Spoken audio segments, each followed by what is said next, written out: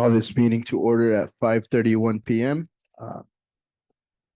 We're gonna go ahead and move on to the Pledge of Allegiance. Please rise.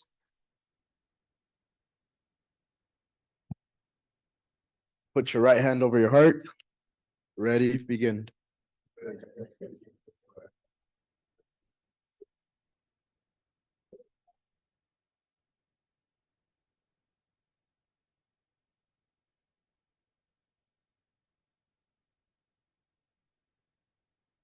Maddie, can we get a roll call? Yes, sir. President Adonis Galarza Toledo, Here. Vice President Jesus Gonzalez, Clerk Jocelyn Vargas, Joey Acuña Jr., Trinidad Arredondo, Present. Valerie Garcia, present, Silvia Paz. Thank you. Thank you. Moving on to item 2.1, Dr. Ellis.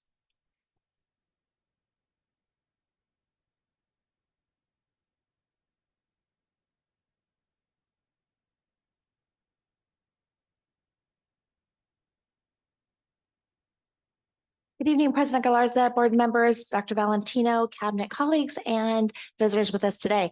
I have the privilege tonight to introduce our newest principal recommendation, Dr. Schneider, who was approved by the board at our last board meeting. He's going to be the principal of CVU Elementary, and he's actually started his, how many days have you been here now? It's been 4. 4 days in now. He has earned his master's degree in educational administration from Northern Arizona, and is currently in his doctorate program in educational leadership at the University of Laverne. He is coming to us from La Quinta High School, where he worked as assistant principal from 2014 to 2023. He's experienced administrator with 10 years of experience in administrative leadership. His elementary experience extends to working on with Wested Education, where he was hired to support sites with professional learning communities, classroom observations, conducting mentor sessions, providing teacher feedback, as well as designing academies for induction programs supporting over 500 faculty members. He's received numerous awards and recognition over the years, such as being nominated a Teacher of the Year through Disney Teacher Awards. He was nominated Co-Administrator of the Year through the AXA Association in 2019. He was nominated as an incredibly talented administrator from La Quinta High School and Desert Sands Unified. He also brings a wealth of knowledge with AVID and his school culture, encouraging AVID implementation as well as parent experiences with community members and involvement. We are proud to have Dr. Schneider join us in our CVUSD family, and I'm going to ask him to come on up and just introduce himself and say a few words. So welcome to Coachella. So thank you very much.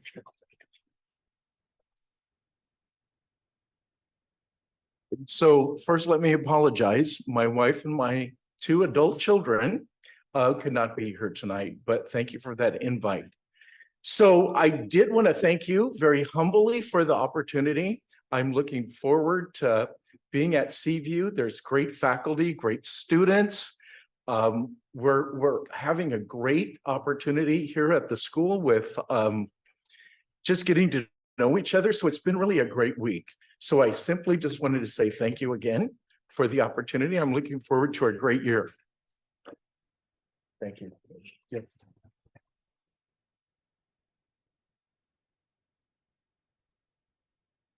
Moving on to item number 3, our student trustee applicant interviews.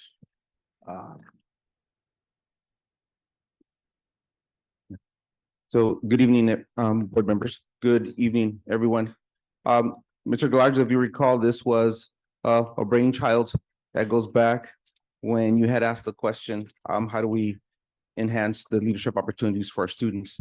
So going back to 2019, the school board had adopted policy 9150 to encourage the enhancement of communication and engagement between the school district and our students and the entire student body, and developing their leadership opportunities.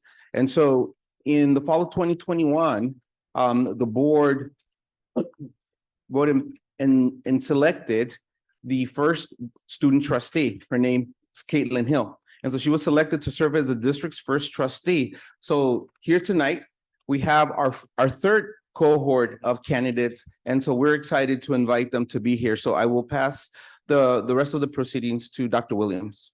Great. Thank you very much, and good evening, Mr. Galarza, board president, board trustees, Dr. Valentino and cabinet. Good evening. Let's pause. Vice President, Mr. Gonzalez, good evening. We are very excited for our third cohort of our student trustees. We have seen such wonderful leadership and growth in our student trustees. It is a phenomenal opportunity for those for our young leaders, new leaders, to really experience community service and community awareness, and then come back and to go out, college and career, and come back and help our community and make us better as we continue to grow. So tonight we have two candidates from each of the high schools.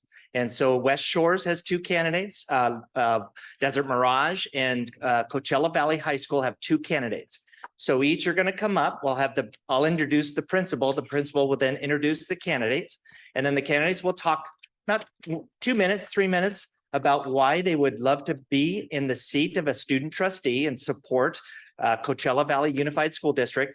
And then they'll have an opportunity to have any questions for any further interview questions or just things that you would want to know a little bit deeper with them. And so each one will come up individually and the principal will be introducing them. At the, they will, after you go into closed session, then in the middle of the week, you will determine that the final candidates, so one from each one of the high schools, and they'll come up on the 27th and they'll be sworn in on that day. And then one will take the seat on the 27th. So pretty exciting next couple of weeks. So let's start off. We'll have our candidates. They're all lined up here. So the first candidate is from West Shores High School. Let me introduce our assistant principal, Olivia Mejerado, and she will introduce our candidates. So Olivia. Hey, we should clap.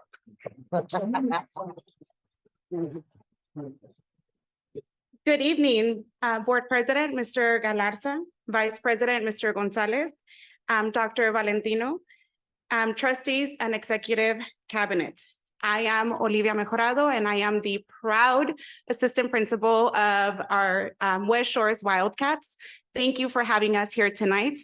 I am so excited and so proud to introduce our Wildcat student trustee and candidate.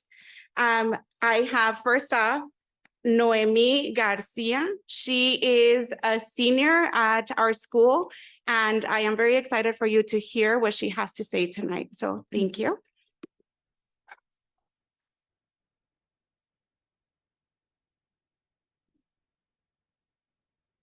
Well, as you guys heard, my name is Noemi Garcia. I'm a senior at West Shores High School, and I'm so thankful and excited to be here. I haven't really known anything about this since last year. I have I'm so sorry. I'm nervous. I'm so sorry. Okay. When I heard about this opportunity of being a student trustee, I took the opportunity to do that. I really liked being involved in our school, staying after meetings, being a part of ACEs after school, and being part of ASB. I always love helping out others, and since many people from my school know I'm very outgoing and I'm very loud, as they could say, because I have such a great voice and get people's attention when it matters to, especially to those who are very nervous, like how I am by myself right now, that are very scared to speak up when they're in harm or have no idea what to do or in trouble. I'm basically a student or classmate, mostly a classmate to those who look forward into me, and you could say vent. And I'm always thankful that I could always have trustful employees like Ms. Mejorado herself, and let her know what's going on and finding any ways to help our students, to help myself, and especially for our future. And yeah.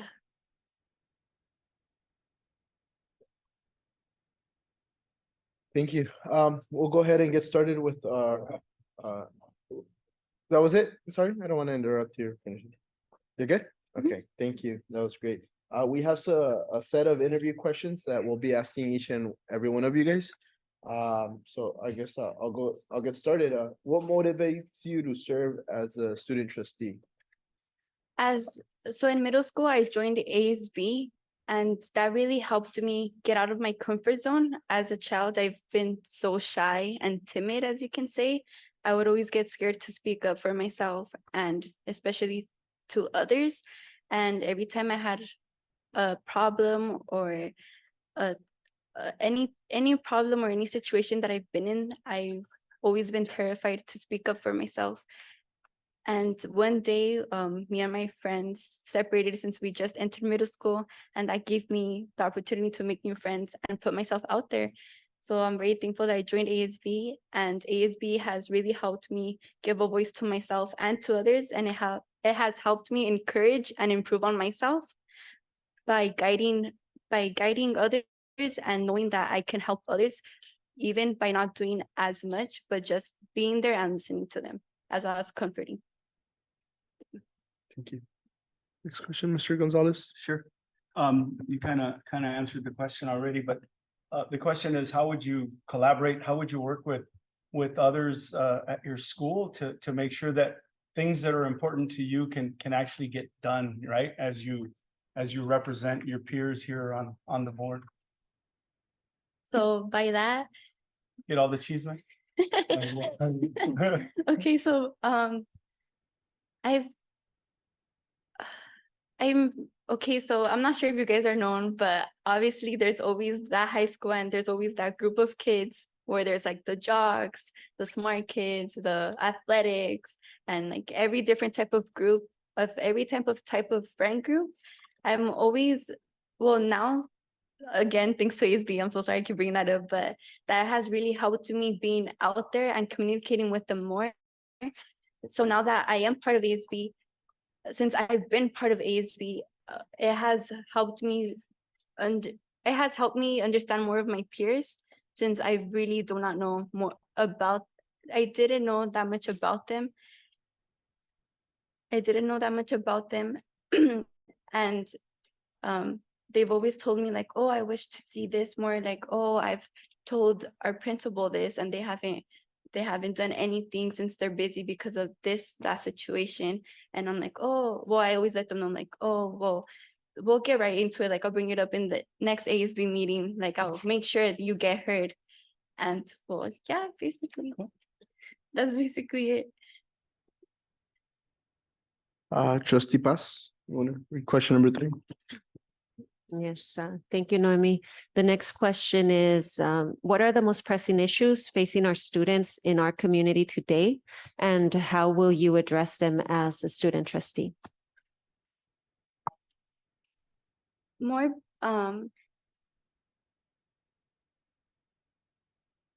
as a student, if I were to become a student trustee, it would give me more opportunities for my future, since it's my senior year, and as well as my peers, to let them know more about our student board, how our district, how our school works, what we need in helping, because I didn't know about any of this until last year. And one of my closest friends, her name was Alexis Ramirez. She was a student trustee last year, and she encouraged me and my partner, Jennifer Sarbia, who is also an ASB with me. So just letting you guys know, who's a great artist as well. She always told us about the student board meetings and how difficult it was and how great it was at the same time. It was such a great opportunity to be heard, especially as us students out of many students in a district don't get a voice or a say in things that in particular we need, like new books, or like there's like vandalism around the school, or bullying, cyberbullying, and like fights literally at school. Like, to prevent those things, we really don't get heard, or we just get dismissed as those problems, since they're not the most important problems right now, since the school has some you could say difficulties. Like, we had a problem where our water fountain flooded, so we had to fix that, and our staff members were on busy on that and they forgot about us as students. Mr. Arredondo, question number 4. In what areas are you looking to grow if you become a student trustee for 23-24? The areas that I'm looking forward to grow is to take more responsibilities than the ones I have, because I felt as a student and as a senior and as a daughter of a single mother, having all sisters, I've always felt closeted, as you can say. I've never had an actual voice until school, until I grew up and became a teenager. Since, you know, we tend to get moody and that's when the whole world starts, since we start looking into the real world. It's been very hard and difficult to be in a household full of women and trying to seek the help that you need or try to get an opinion or something done in a household full of women. I'm very looking forward to just growing more responsibilities and being more, how can I say, basically being more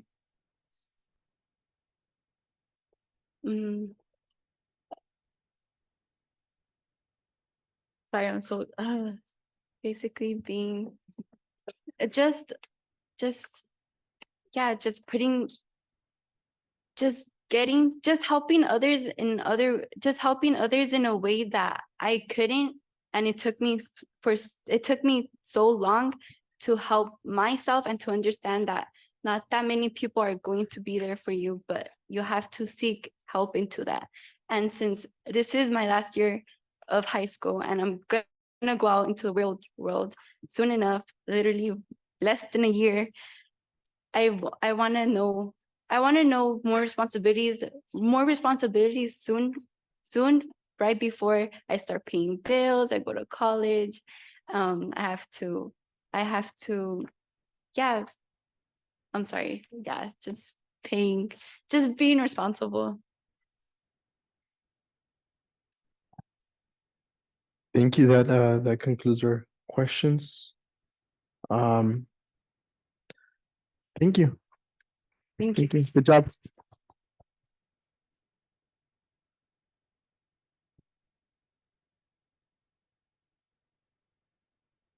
Thank you so much, Noemi Garcia, for being our #1 speaker of tonight.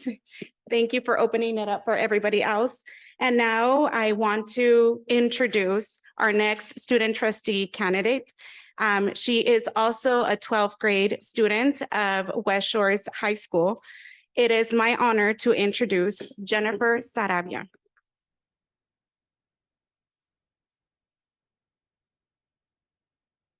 Good afternoon, Board of Directors. My name is Jennifer Sarabia and I am a West Shores. Speak closer to the mic. I apologize. Good afternoon, Board of Directors. My name is Jennifer Sarabia. I am a student trustee candidate from West Shores. I am a first generation student in my family. I am also the first daughter. I have 2 younger sisters. One is in high school and I would like to be an example to her. I would like to be able to teach her that she could take any opportunities that come up, and also knowing that she could take risks even if they have her shaking down in fear and just not knowing what to do. I want to be able to leave an impact in my school since it is my last year, being able to change and being able to observe so much from the CVUSD. This entire district, I have been with them since kindergarten. So I have seen and I have never spoken up because I was always scared. Up until recently, as previously mentioned from the previous candidate, Alexis Ramirez has left an impact in our school, and I would like to leave an impact just like her. She has motivated me to be able to try new experiences, take advantage of opportunities, being able to be a part of our community and leaving an impression on our underclassmen, knowing that they are our future leaders. I would like to set the example for them and just show them that taking new opportunities could bring new life experiences and it will really improve their future and Um, Thank you. We'll go ahead and get started with the questions. Trustee Garcia, you want to ask the first one? All right, the first question is, what motivates you to serve as a student trustee? what motivates me is knowing that I could be an example to the rest of my classmates and my sisters, knowing that they could have someone to look up to and being a role model to everyone around me, just as how I have seen everyone else be a role model to me, being able to show that I could be someone and I could cause an impact in my school, as knowing that there are problems in my school and there could be many improvements created. I know that I could attempt to take advice, to be able to listen to everyone else, to everyone's recommendations, to listen to everyone's concerns about our school. I am also involved in the student site council at my school. I would like to listen to the concerns of both parents and students and be able to improve their high school experience and also the middle school that is residing within our high school, knowing that I could bring them more opportunities, having them be able to go through experiences where they are able to self-discover themselves and be able to, and it will help lead them into their own future. Thank you. Mr. Acuna, question number 2. Next question is collaboration, and there's my word missing. I'm not sure what it's supposed to say. I'm assuming it's communication. There's a word missing there. Collaboration and communication are crucial on a school board. So how would you plan on being able to work with your peers and others to achieve common educational goals, as well as us too? You're gonna have to work with us as well, but kind of how does that work for you?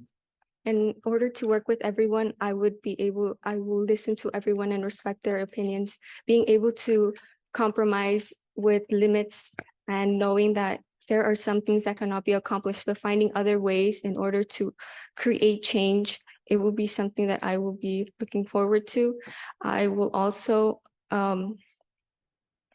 apologies. I will also look for feedback within the students, teachers, staff, and community.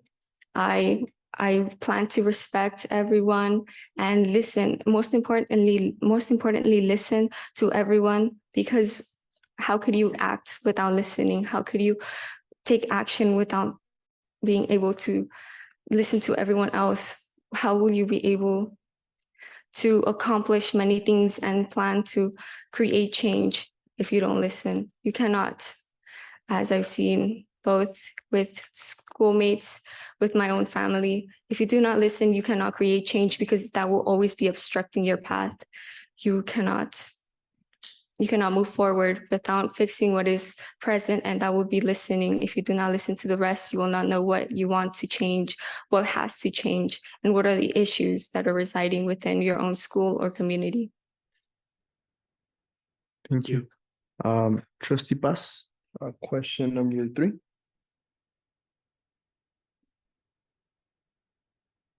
Jennifer, in your opinion, what are the most pressing issues facing our students in our community today? And how will you address them as student trustee? Some issues I see presiding today is the lack of teachers. I believe with the lack of teachers, we have been having less classes, such as honor classes, AP classes, classes that will help teach and inspire students into learning more. I understand that will not be an issue that can be easily fixed, but I do believe that it is something that is impacting our students, knowing they have to go sub after sub after sub in a class and not really learning anything, because it's always teachers changing. Their learning is obstructed by not being able to have a constant teacher there, being able to set their own rules, being able to teach according to the curriculum. Knowing that the students always have to adapt over and over again, I do not believe they must go through that every single month after the subs contract has ended. That I believe that we could find an alternative, or we could manage a new budget, something in order to be able to improve the students' learning because this is affecting them. I have noticed that in the last year, we have had students, many grades have decreased, and it is something that has been caused by teachers not having a teacher being there full time. It is always just subs after subs after subs, and it is something that the students may not be able to handle. It is something that students have to be able to constantly keep up with, or having to be always scared, not knowing who's going to be in their class once they enter the next morning. If they're going to be notified, the teacher is going to take an absence, the sub is not going to be present, and having to go to another classroom to join them because there is not enough staff. I believe the school could improve, could have better grades. Students' lives could be also better because we do not have enough help, such as staff, meaning our teachers. And our teachers are crucial since they are teaching the next generation of students. And our students are our future since they are going to be one day leading in our world. Thank you. Question number 4, trustee Vargas. Question number 4, in what areas are you looking to grow if you become student trustee for 2023-24 school year? The areas I plan to grow on is communication and addressing issues. I have not been the best, both in my previous school years and now. I have issues speaking up about my own opinion or ideas. I plan to actually, this year I am planning on changing and speaking up and learning how to communicate with the rest. If you do not learn how to work with others now, it may be too late in the future. You have to, and every day in our waking days, we have to work with others, whether it is to go to school in our class, having to work with our colleagues. It is always about teamwork. And if you do not build those skills now, you will not be able to accomplish many things. You cannot achieve many, and how could you impact the rest of our world? That concludes our questions for you, Jennifer. Thank you so much. Thank you for the opportunity.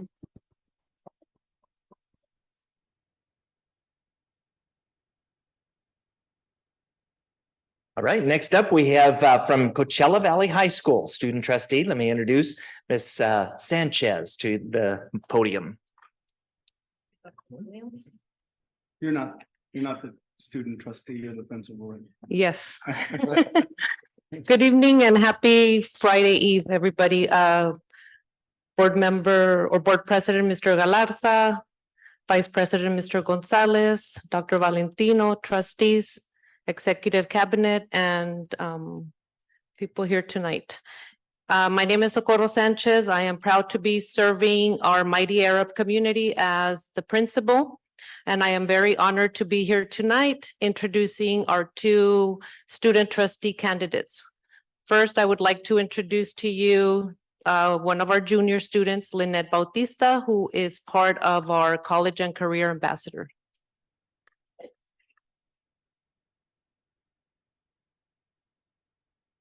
Good evening. My name is Lynette Bautista. I'm a junior in Coachella Valley High School. I'm an ambassador and as well as vice president of PSA, Public Service Academy. Something I'd like to share is the main reason why I'd like to become a student trustee. And that's because for me, growing up, school has always been more of an escape because there's times where even if I'm stressed out at home, I go to school and it's like a whole different environment because I have my friends and I have teachers that support me along with principals and many other people. And being a student trustee, I feel as though I can bring that out more with my peers, along with the district, along with many other people involved with the community, parents and stuff. That way everyone is involved and everyone can have that sort of safe space. Because at least for me, growing up through middle school, elementary school, and now in high school, school has always been somewhat of an escape when I'm really stressed out. And luckily in Coachella Valley High School, we have many sports, we have many academies, a lot of stuff to keep us occupied from all the stress and everything else. So I feel as though if I get the position of being a student trustee, I can bring out the communication with my peers with the district and everyone in between, because I feel as though that's something that us students are more on the shaky side when it's coming to talk to an adult.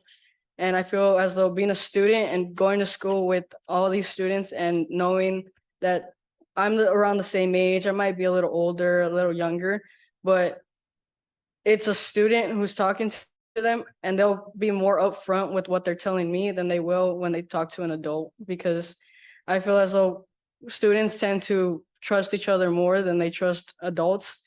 And I feel as though if I become a student trustee, we can start building that bond with both the district, the students, and everyone in between.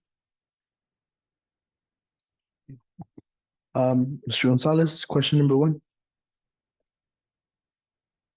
You kind of answered it. So I guess the question is what motivates you to want to be a student trustee? It's the students. The students are what motivates me, because I have siblings that go to school too. And I feel as though if we make a change now, by the time all these students become where I'm at or go past that, they can have more of a better place, and we can make the school a better place. And they won't have that thing where they don't feel as though they can talk to someone. And it's more of an okay thing, and not like, oh, you're talking to someone about something. It's more of, it's okay to do that. Because I feel as though a lot of kids hold a lot of stuff in. I know myself, I hold a lot of stuff in, and going to school and having people that I can actually talk to about things really helps me with my own mental health, my own emotions and stuff.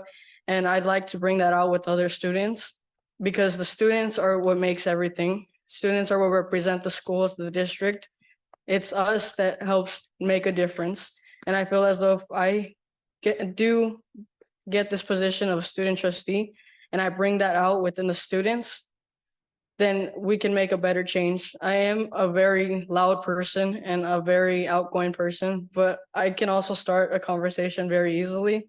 And I feel like that's very important when it comes to talking to students, because not everyone talks to everyone in school. You don't know everyone in school. And I feel as though I can pick up a conversation with anyone. And that's very useful when it comes to the shy kids who don't always speak out because of the fact that they are shy, or kids that want to speak out, but they have that nervous feeling, or you have kids that do speak out, but they don't know where to speak out. And I just feel as though if we build something there, then that's what it'll help. Thank you. Collaboration and communication are crucial on a school board. How do you plan to work with your peers and others to achieve common educational goals, including the school board members? I feel like just involvement. I feel like we can have just events where it's students and district and teachers, and it doesn't have to be anything really big. It can be something small, just involvement where you get to actually see the faces behind all the decisions that are being made, because we get told all the rules, but we never see the faces to a lot of it other than our principals or vice principals and everyone we see on campus. So I just think involvement is one of the biggest things that I can help bring along with it.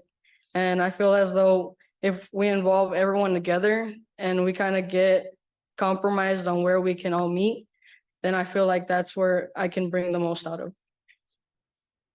Thank you. Mr. Redondo, number 3. In your opinion, what are the most pressing issues facing our students in our community today, and how will you address them as a student trustee? One of the biggest concerns I had since the school year just started, there's not many, but last year was communication. I'm proud to say we've gone far on communicating now. Now there's a Remind app, and every student can get it. And if students that don't have a phone, they still get the message because their friends have it, everyone has it, and you get the message. If a fire alarm goes off, anything's on campus, there's a lot of communication now, because before we wouldn't hear about it, or it was like, oh, that happened. Like it was more of we didn't know.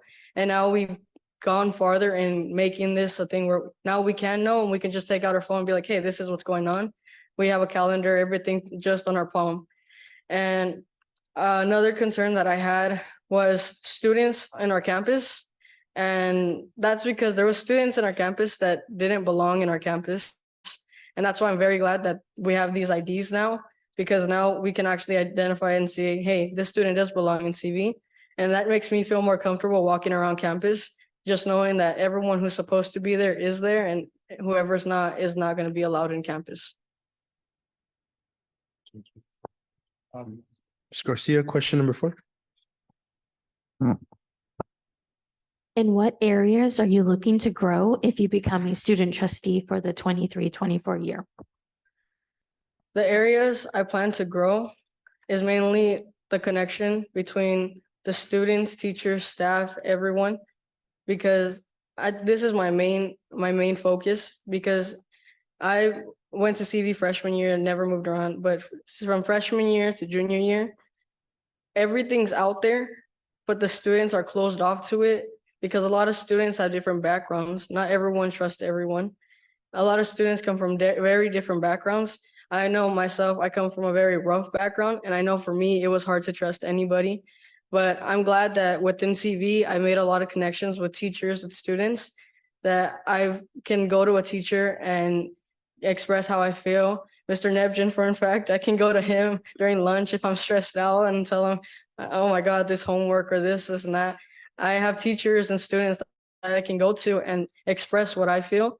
And I feel as though there's a lot of students in CV that all go through different times. If it's they have to babysit, they have to go work, they don't have time for school, they're trying to manage everything, they're stressed out about this and that, but they want to be more involved. I feel as though growing that you are heard and we will make an action or we will compromise to something is something that I'd love to grow.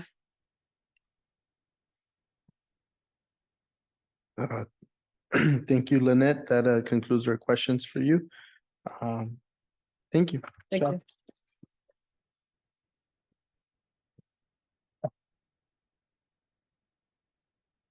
Next up, I'd like to introduce one of our class of 2024, Navidad Ortiz, who also happens to be part of our college and career ambassadors. Well, good evening. And my name is Navidad Ortiz. I'm a senior, and I'm recently in a pathway called FFA, also known as Future Farmers of America, but I'm also in an academy called DDP, which stands for Digital and Design and Production. And just to say, like, seeing you guys like this kind of brings back when I was in FFA. Well, when I was the president, because last year I was the president, and just seeing this kind of reminds me it, because I would start the meetings. So it just like brings back like a little memory about that. And the reason why I want to be a student trustee is because I feel I like throwing myself out there and also being an ongoing person, as well as like address any issues that I think my peers or my friends have something.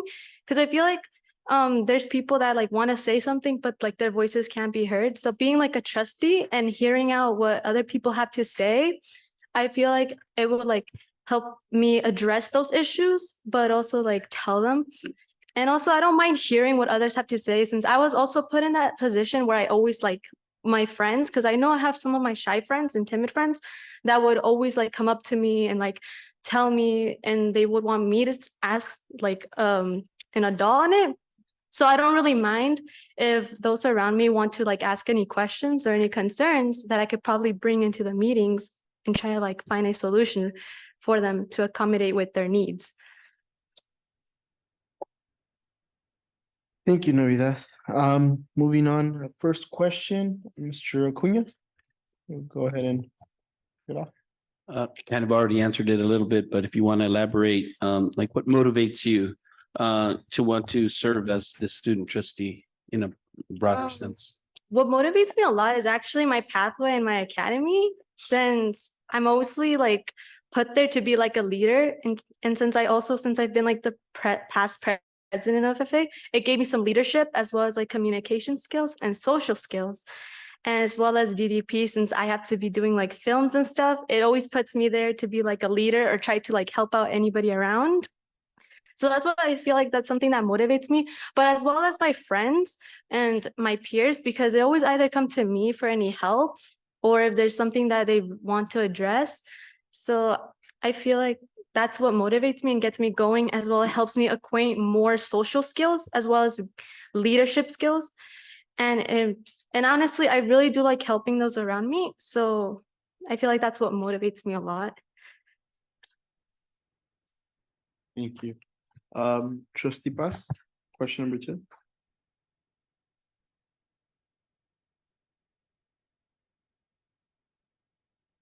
Collaboration and communication are crucial on a school board.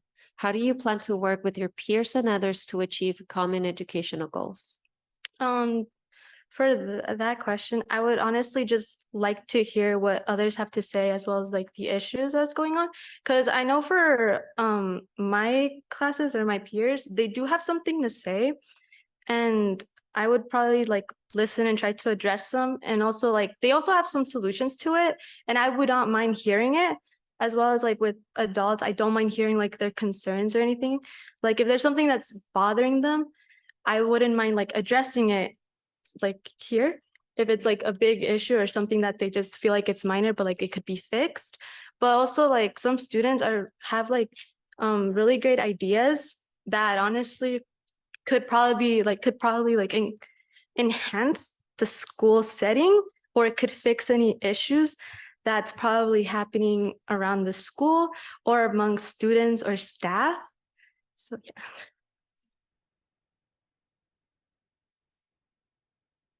Thank you. Trustee Vargas, question number 3. Question number 3, in your opinion, what are the most pressing issues facing our students in our community today, and how will you address them as a student trustee? Well, an issue that I think was really big that kind of affected me in a way, because I was also kind of part of it, was honestly the lack of teachers. Because during my junior year, I ended up having a sub for like the whole year. And it was kind of like, I really didn't like it since I'm someone that really enjoys school a lot. And I'm pretty sure, and obviously there's other students that also enjoy school a lot. So them having like sub in a class every single day, you kind of tend not to learn. Like I didn't learn as much. I had like, I'm pretty sure ag leadership and floral, which only had subs. And it's not really great because I would always go in there and it's like, oh, there's a new sub, or like, oh, another sub. Oh, we have to go somewhere else because they couldn't provide a sub. So I feel like that's one of the issues that kind of affected me as well as my other friends, because we didn't tend to learn anything.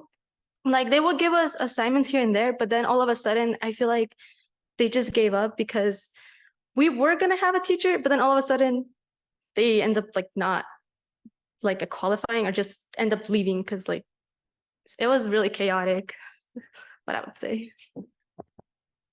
Thank you. Mr. Gonzalez, question number 4.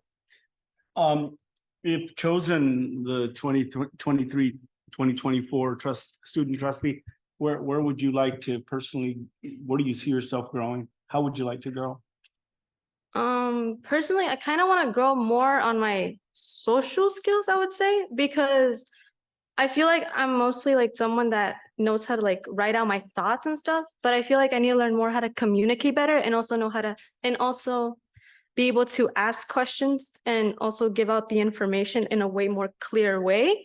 Just because since I was like a very timid child, and they would always throw me out there to like speak up and stuff, I'm trying to learn to like be more talkative, but also be less shy and timid. So I feel like that's something which also pinpoints to FFA and DDP, because DDP has taught me to like speak up and be a leader. FFA, having that opportunity to be the president, also taught me to like speak up and stuff, because I have to start the meetings and I have to just address things. So which obviously like I wasn't really as good at speaking, but through being on those two like pathway and academy, it's teaching me to be way more social, and I really do want to like be more social like in the near future and be able to speak more clearly and not like stutter. Thank you. Thank you, Natividad.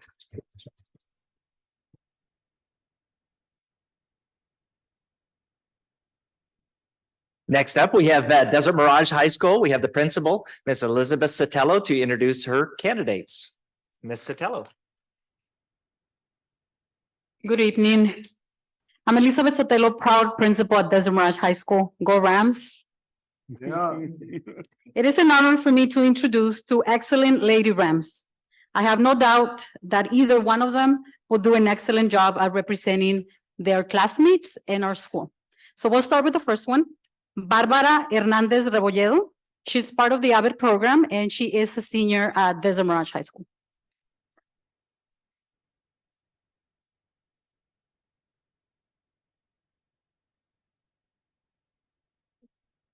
Good evening to all present. My name is Barbara Hernandez Rebolledo. I am a senior at DMHS. I am currently enrolled in the AVID program, and I am involved in various ways in our school. I am currently captain of our tennis team, which I am very honored to be serving as well as our ASB executive president. I am very honored to be standing here today and being granted the opportunity to run for student trustee for our district, as I do believe that this position could really benefit our school, and not only our schools, but also expand throughout the others, which I believe really could make a great use of a position such as this. Thank you, Barbara. Welcome. What motivates you to serve as a student trustee? On a personal level, I am motivated by I am a little bit nervous. I am motivated by the current circumstances that I portray and that I have been able to grow through. I am foreign to this county. I have not been here my whole life.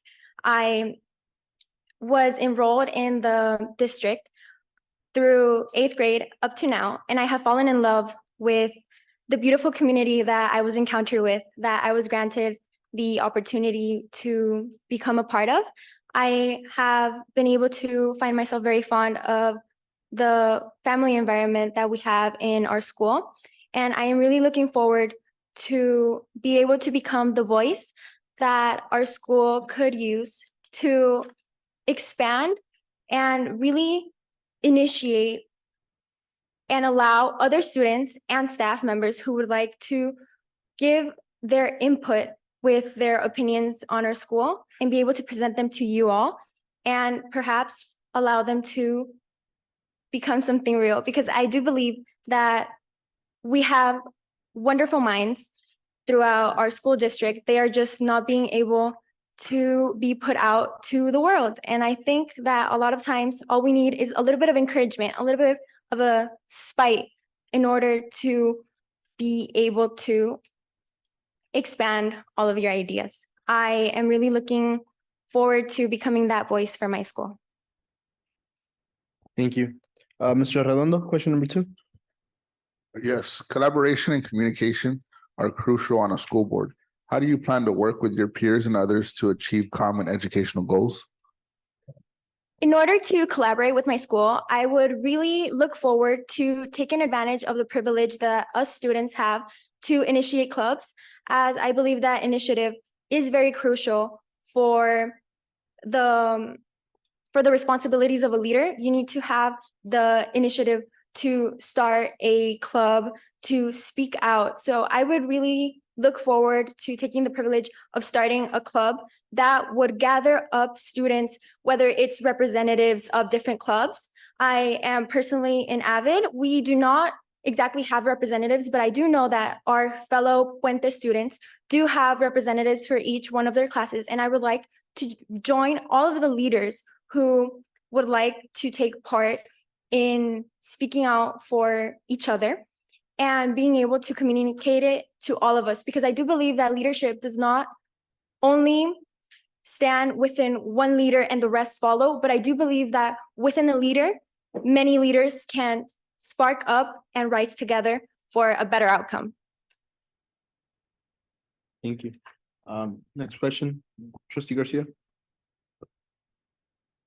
All right. In your opinion, what are the most pressing issues facing our students in our community today? And how would you address them as a student trustee? I believe that the ongoing effects of the COVID-19 pandemic that we had still reside within our students. Because as previous candidates have mentioned, we are still very enclosed and we do want to communicate. We do want to socialize with each other, but sometimes it may be hard as we were put into maybe for some traumatic situations in which we were not allowed, or not even allowed, but maybe not even given the opportunity. I personally lost contact with the few friends I made when I had just gotten here, and I had to rebuild my community once we entered at I personally, as a senior currently, as a sophomore, and I had to rebuild those connections that I had with people.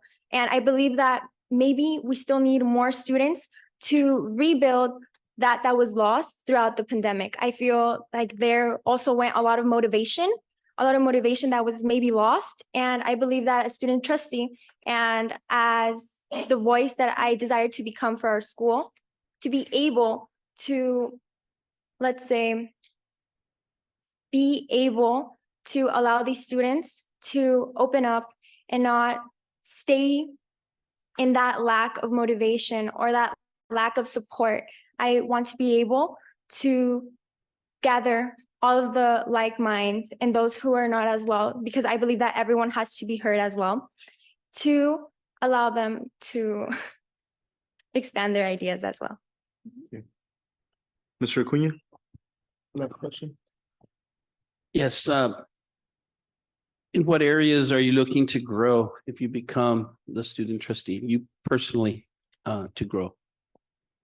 I would personally like to expand my way of portraying leadership. I do see myself as a leader between my students, between my family, but I do want to become a more present role with those among me. I personally was going to apply for this position as a junior this past year, but I decided to wait until I felt that I was at a proper moment to serve my community in the right way. So I would like to continue growing as a person and being able to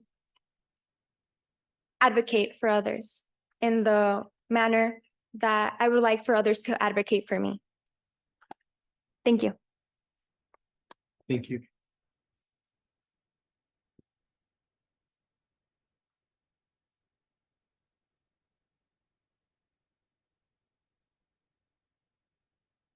Thank you, Barbara.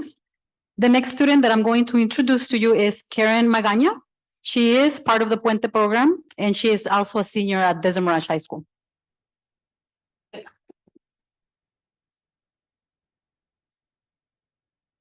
Hello, members of the Board of Education. It is an honor to stand in front of you today.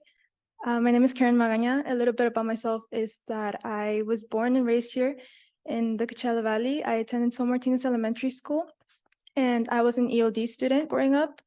I currently attend Desamarash High School, and I've been part of the Puente program for 4 years now.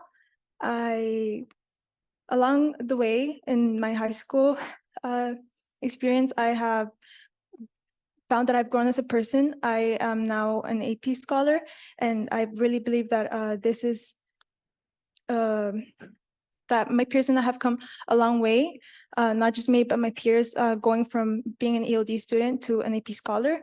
Moreover, I am one of the two students at DM that have received the Questbridge College Prep Scholar recognition, and I believe that bringing this achievement to DM has stopped it from being a foreign achievement. And I believe that it really does. I want to send a message to all of my DM peers and just say that it is possible. This isn't some foreign achievement. And I want to I want to be a role model for all my Desamarash peers.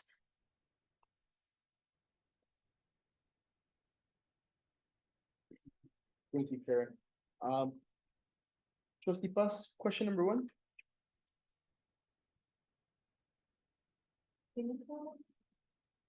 Can you tell us what motivates you to serve as a student trustee?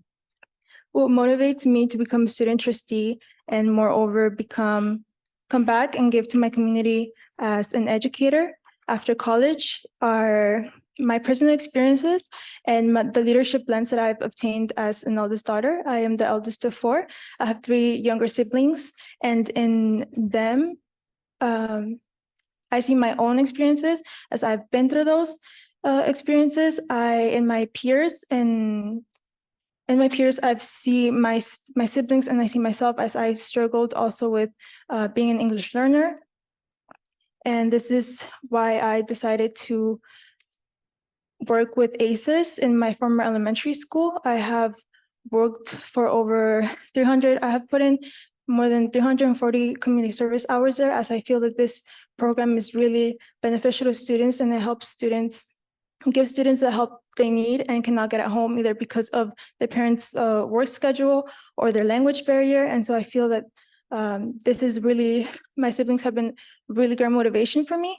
Moreover, my teachers that I've encountered along the way, I really love that they have emphasized how they have the same ethnic background as us and have had the same economic background as us students, and that they motivate us to earn a career and a really good career. And I feel that now I've seen that I really love the work that they put in order to remove this oppression cycle, and in turn give this success cycle. I've seen it with me as I want to become an educator, and I want to become an educator and influence students just how they influence me, and in hopes of influencing these students to then influence other students. And I really love this this success cycle that that they input in us. Moreover, another factor that motivates me in becoming student trustee is something that happened last year. My sister won the CVUSD Spelling Bee Award, and I remember seeing my peer, Stephanie La Rosa, the previous student trustee member. She was here and she was congratulating my sister, and that really motivated me, because I feel that it is an honor and a privilege to be part of students'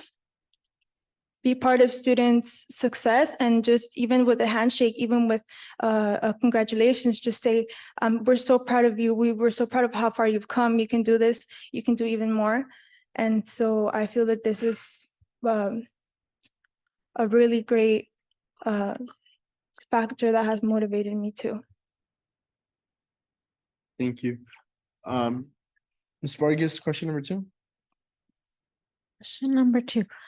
Collaboration and communication are crucial on a school board. How do you plan to work with your peers and others to achieve common educational goals? I feel that the Puente program has really given me the experience to work as a student trustee, because last year I was class president for the Puente class president for the class of 2024, and I worked with all of my former peer Puentistas, and as freshmen we have grown this mindset, and we want to go to college, and college is possible. And so last year we really focused on making this plan possible, and making a plan and putting this plan to action. And we really wanted to fundraise for field trips in order to go to universities and see what options we have. And so it was a really fun experience, a really motivating experience to have taken ideas from my peers on how to fundraise in food sales, games in the Day of the Dead festivals, and how many boxes of chocolates we would sell. And it was a really rewarding result to see the day of the field trip, or the days after the field trip, to hear my peers say, oh, I really love this campus. I really loved their program, the majors. I am definitely applying to this school. And so now I want to be able to not only work with ACES students or Puente students, I want to communicate with all of my peers in Desert Mirage and widen my range and help all of DM students by communicating, bringing in ideas to the table that these students have, because I know that they have really amazing ideas, and bringing them into the table, into the Board of Education, and discussing ways in which we can improve our education and make decisions for these students. Thank you. Mr. Gonzalez, question number 4 or 3, sorry. It's 3? Yeah. In your opinion, what are the most pressing issues facing students and our community? What do you see as pressing things of importance currently? I believe that currently one of the biggest things impacting our education here at CVUSD is the inequality and inequity in resources, as we find ourselves at a disadvantage from other districts, from other schools, because we, as I said, we're English learning students and we require more resources, like for example, the migrant program and the ACES program that helps students academically with translating and a lot of things. And so we might not have enough, we might be using our funds for these programs and we do not have the sufficient funds. We might not have sufficient funds for other things such as transportation, more buses. I don't know if Dr. Luis remembers, but I was the student that decided to email you about the lack of transportation at our school. And then I did an individual research on that, a student survey. And then last year too, as part of my youth-led participatory action research, we really covered how we could improve school resources. I know that also we cover student costs for the SATs and AP tests. So these funds might be going to resources that we need, as we are at a disadvantage because we're also low-income students, and they may not be sufficient funds for other resources such as equipment for science labs and interactive projects. And moreover, oh yes, I believe that is all. Thank you. Thank you. In what areas are you looking to grow if you become a student trustee for the 2023-2024 school year? I'm sorry, I just realized I did not answer the part of how I am willing to address this as a student trustee. Go ahead. I feel that just as I have learned from my Puente peers on how they have so many great ideas and they deserve to be heard because we students are the ones that are facing these problems. I believe that I could really interact with DM students and just listen to what they have to say and how we can fundraise as well, and how we can just different ways in which we can fundraise in order to have to fill this opportunity gap that we're currently facing at CVUSD. And then I'm sorry, could you repeat the last question? Yes. In what areas are you looking to grow if you become student trustee for the 2023-2024 school year?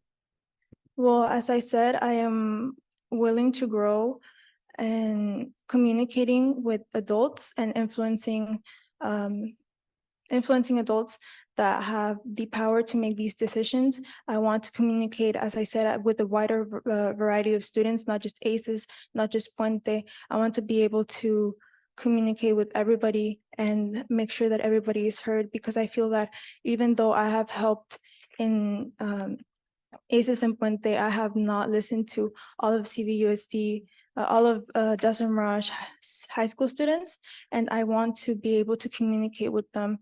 And like I said, bring these ideas to the table at the school board and make be part of decision making here. Thank you.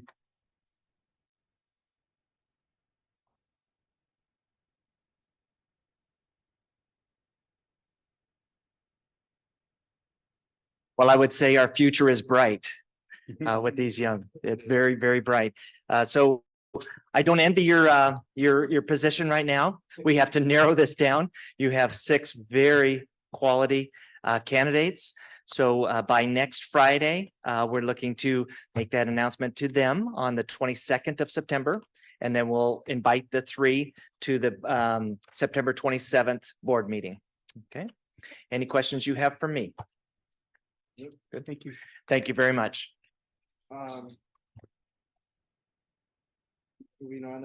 Moving on to closed session public comments. Do you have any public comments? None, no. No? Seeing none, can I get a motion to enter? Motion by Mr. Gonzalez, second by Mr. Redondo. All those in favor? All opposed? Any abstain? Motion carries. This says we'll be back at 7:15. I do not think we'll be back at 7:15, but we'll let you guys know.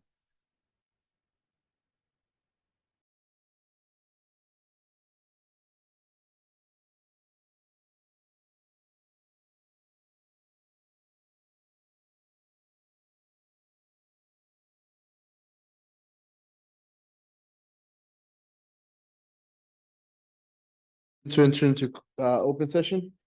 A motion. Motion by Mr. Gonzalez, second. Second. Second by Mr. Arredondo. All those in favor? Aye. Any opposed? Abstain? Motion carries. Madam Clerk, any action taken? In closed session? Hey, mine's not on recording.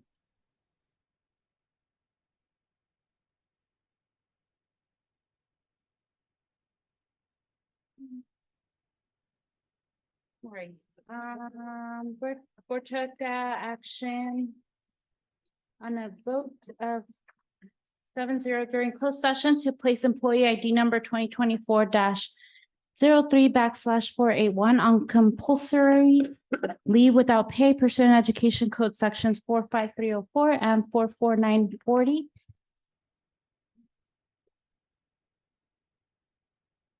The board took the following action in closed session, approved expulsion case number 22/23-001 for clear reinstatement.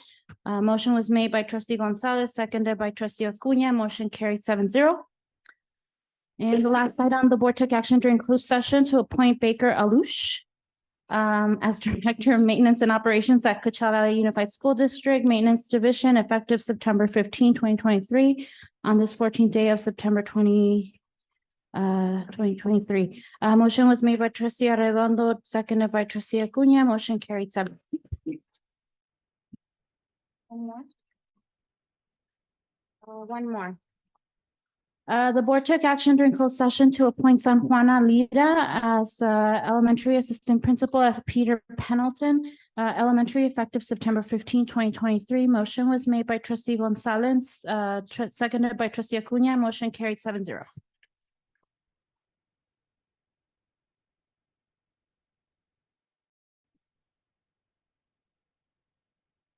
Thank you. Moving on to approval of the agenda submitted. I'd like to pull two items, 12.1 and 12.3. I'll motion with those changes. Okay. All those in favor? Aye. Any opposed? Abstain? You're good? Yeah, we're good. I guess I'll call this vote again. All those in favor? Aye. Alright, any opposed? Abstain? Motion carries. Okay. Moving on to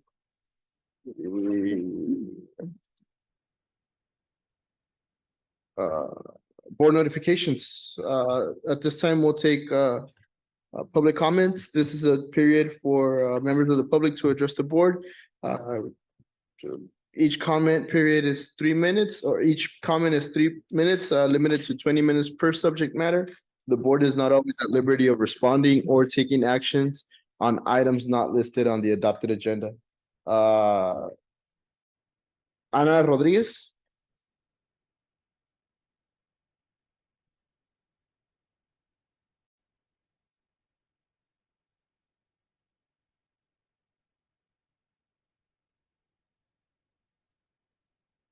Hola, mi nombre es Ana Rodríguez.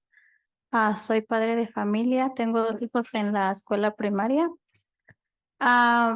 Pues rápidamente vengo pues gracias por el tiempo que me están dando y quiero enfatizar en un punto muy importante que como padre he visto muchos incidentes en las escuelas porque me gusta ser voluntaria, he ido y anteriormente un padre de familia compartió un video de un estudiante agrediendo a otro estudiante en el baño, fue en la de Mirage. Y yo creo que todos estos incidentes se podrían evitar si de verdad ustedes como miembros llevaran a cabo lo de justicia restaurativa. Y pienso que como papá, a mí me gustaría verlo desde pequeños para como nosotros irlos instruyendo, pero que también de verdad ustedes capaciten a las personas que puedan ayudar a los estudiantes a que no hagan estos incidentes. Por mi parte, muchas gracias. Gracias. Gustavo López. Oh, Guadalupe López, disculpa. Lo miré de reojo y Está bien. disculpa. Bueno, pues buenas noches a todos, a los miembros de la mesa directiva, buenas noches a todos aquí presentes. Esa es mi preocupación también. Ese video que miré, pues es muy explícito. No me imagino que a mis hijos les pudiera pasar eso. Yo tengo 2 niños en la escuela de ese Mirage y realmente mi preocupación es esa, que simplemente yo creo que urge, estamos en una crisis.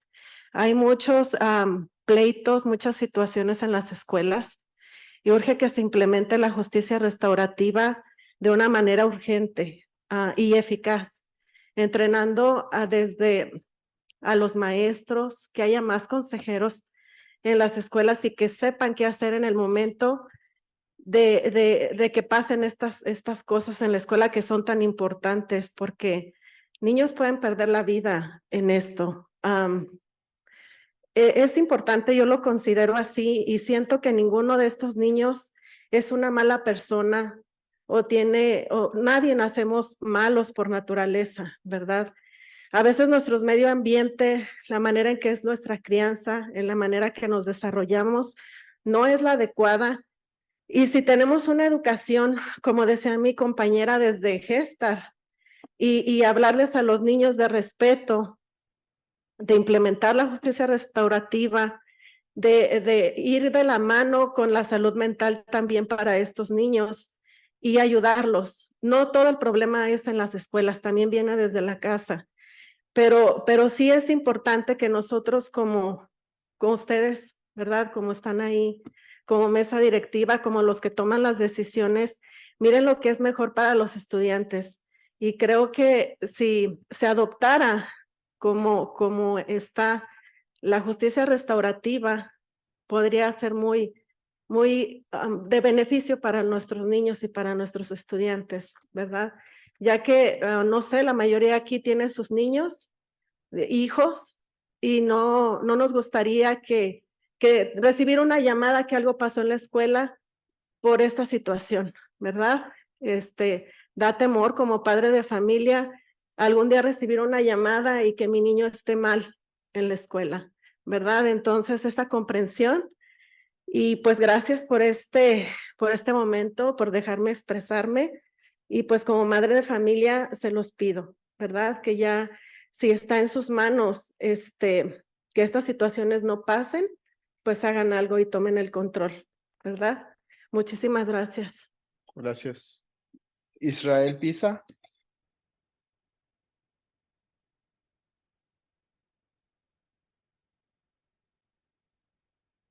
Muy buenas noches tengan todos. Yo pienso, mi niño, me llamo Israel Pisa Guerrero. Soy padre activo en varias situaciones que he estado, soy padre voluntario y presidente del programa migrante, y lo cual, mi niño está en la DS Mirage. Para mí es una tristeza ver lo que está pasando, porque la vez pasada vine con ustedes y les dije de las cámaras para DS Mirage. Yo le dije a mi hijo, si ponen las cámaras, dijo, papá, fue en el baño. Prácticamente lo que pasó fue en el baño. Entonces, tenemos que estar más conscientes de lo que está pasando. Y si nosotros, yo sé que la escuela no tiene la culpa también. Nosotros, yo agarro mi responsabilidad como padre, porque nosotros como padres también tenemos que ayudar a nuestros hijos desde chiquitos. Por eso queremos que la justicia restaurativa se vea desde los niños chiquitos. Porque ahorita los que ya están en la S, mira, ya están grandes. Es como un árbol, cuando ya está así, es difícil de pararlo, pero todavía podemos hacer algo. Y es muy importante que nosotros hagamos algo para que pare todo eso. No le echo la culpa a los maestros, ni al distrito. Quizás también agarro mi culpa como padre, porque nosotros tenemos a nuestros hijos que decirle lo que tienen que hacer, porque recuerden que un niño, cuando ya comete un error, es para perderse para siempre. Yo lo otra vez les dije a los alumnos que estaban para graduarse, que se fijaran bien, porque metiendo un error, pierde uno su vida. Por eso es muy importante, porque lo que estamos viendo es que están haciendo más cárceles que escuelas, y no debe ser así, debe haber más escuelas que cárceles. Muchas gracias. Sandra Ramírez.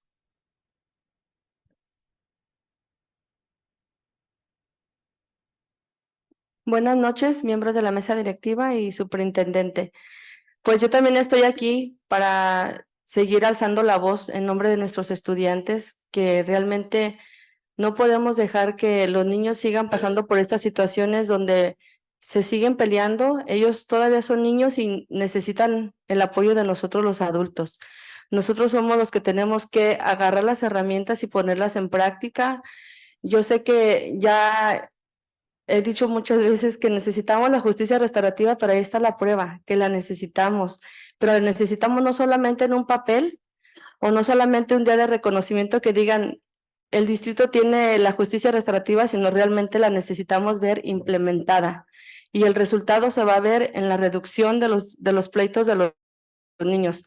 En esa escuela ayer sucedieron 2 pleitos. Tenemos un video, yo no lo tengo, pero estuvo circulando el video. Del otro pleito no hay pruebas. Pero quiere decir que esos niños nos están pidiendo a gritos ayuda. No podemos dejar que esos niños se trunque su vida. No son niños que son desechables, no son niños que porque nosotros no tenemos, tal vez sus papás no tienen los recursos para darle una mejor educación o el tiempo porque trabajan mucho, no quiere decir que vamos a dejar que esos niños se pierdan. Nosotros todos los adultos somos responsables de crear y de buscar la manera de que esos niños estén sentados ahí como ustedes y no en las cárceles o tristemente muertos, porque he escuchado personas que tienen amigos que cayeron en malos pasos y ya no están aquí esos amigos. Entonces estamos hablando no solamente de parar esas peleas, sino que esos niños realmente anhelen y tengan lo que merecen, un futuro mejor. Y hablando de la salud emocional, tenemos que ponernos a pensar qué pasa por la mente de esos niños. No sé si alguno de ustedes tuvo la oportunidad de ver ese video, de con tanto coraje, los que están incitando al niño que pelea, el que está grabando, el que está golpeando, es todo una comunidad de niños que están ahí llenos de coraje. ¿De dónde viene? Yo sé que nosotros los padres somos los responsables, pero les recuerdo que ustedes también son parte de esa educación y esa formación de nuestros hijos. Entonces estoy aquí para, por favor, pedirles que se implemente la justicia restaurativa. Si necesitamos reforzar los entrenamientos, yo sé que esto parece que cada año empezamos y nunca terminamos de comenzar, pero tenemos que reforzar qué es lo que estamos haciendo y qué tenemos que mejorar. A lo mejor tenemos que cambiar de tácticas. Y yo con este comentario no quiero faltarles al respeto ni estoy dudando de su capacidad como miembros de la mesa directiva. Yo sé que están ahí porque se lo merecen y se lo han ganado. Entonces, apelando a esa capacidad que ustedes tienen, les pido por favor que hagan un poquito de investigación que se puede mejorar para la implementación efectiva de la justicia restaurativa. Gracias. Elizabeth Olivas.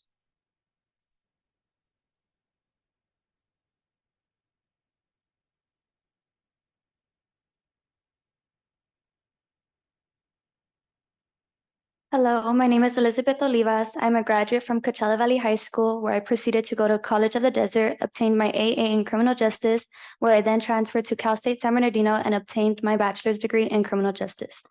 I'm here today regarding my application that I submitted for the substitute teacher position on August 4th.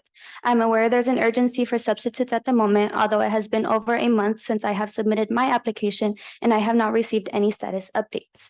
I have called several times and emailed the person in charge of this matter. I have only had one reply back to my email stating they will get back to my application, but that was 3 weeks ago and I have not heard since.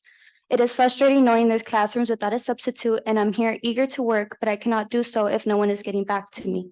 I have been attending this district from kindergarten all the way to the 12th grade.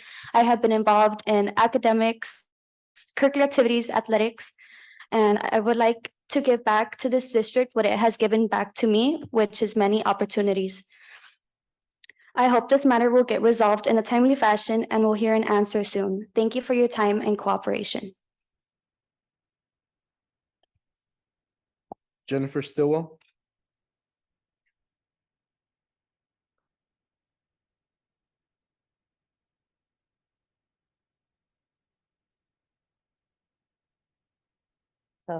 Hello, my name is Concerned Parent. I would like to urge you parents to get involved in your kids' education now. Now is the time to stand up and know what's being taught in your children's school and know it's your right as a parent to ask questions and get all the information you need concerning your child.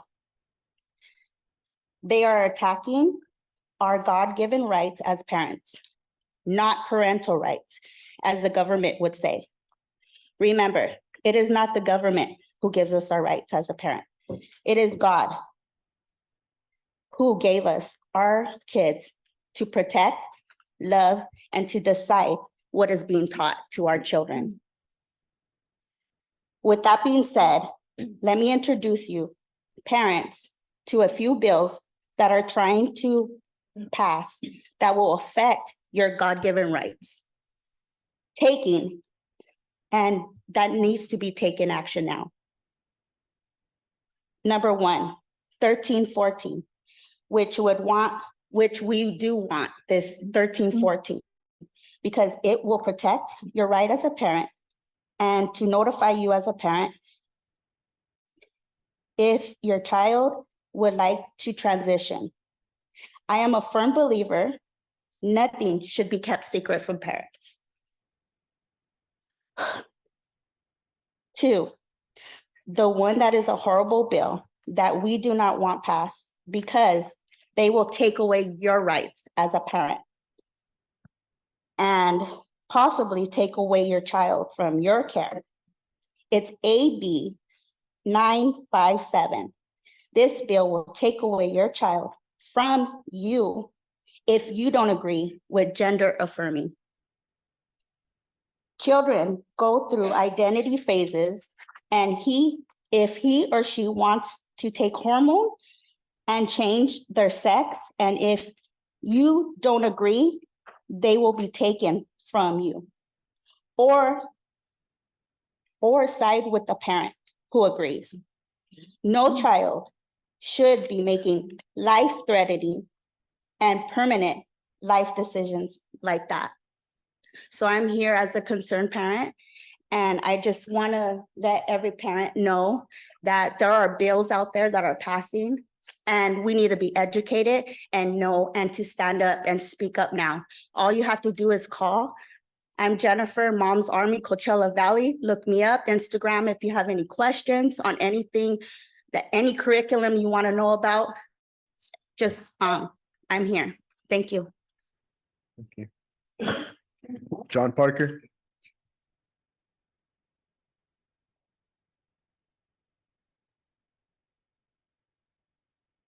Good evening. For since the creation of the world, his invisible attributes are clearly seen, being understood by the things that are made. Even the most hardened atheist is confounded by the fine tuning of the universe and our planet. If the size of the planet was slightly larger or slightly smaller, there would be no life. The existence of our star and the distance from it are tied to whether there would be water on the planet, which is essential to life as we know it. Water, which we take for granted, is astonishing in and of itself, in its form and function, and well worth an in-depth examination, but it would be too time consuming for this presentation. There are thousands of examples of how unique our planet is, and how its fine-tuning is the reason we're here to discuss it. Oil is the second most plentiful liquid on the planet. And by the way, I don't work for the oil industry. Oil is the second most plentiful liquid on the planet behind water, and the earth is constantly producing it. In this country, we have the equivalent of 3 Saudi Arabia's worth of oil, literally hundreds of years of supply. As with any raw material, the extraction and processing of it has changed over the centuries and is vastly improved in time. In the interest of time, petrochemical products have become essential to our daily lives, from plastic, pharmaceuticals, fertilizer, clothing, as well as energy production. To be clear, today's life is dependent on our ability to produce energy, and advancement to that end should be explored. I'm going to cut to the chase, and the reason that I'm even talking about this. The fact that, in fact, the amount of carbon we emit is a very small percentage of what the planet emits through natural causes, events such as volcanoes, fires, decomposition in the ocean.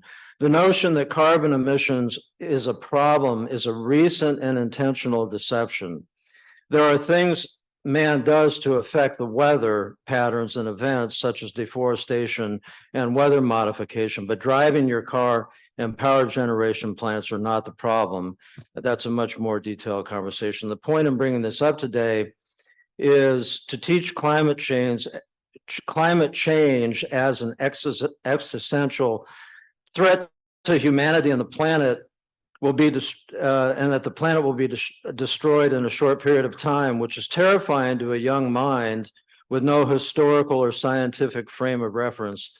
We're painfully aware of the problems that you're dealing with, but I would not make climate change an issue with young children, is the point. Thank you.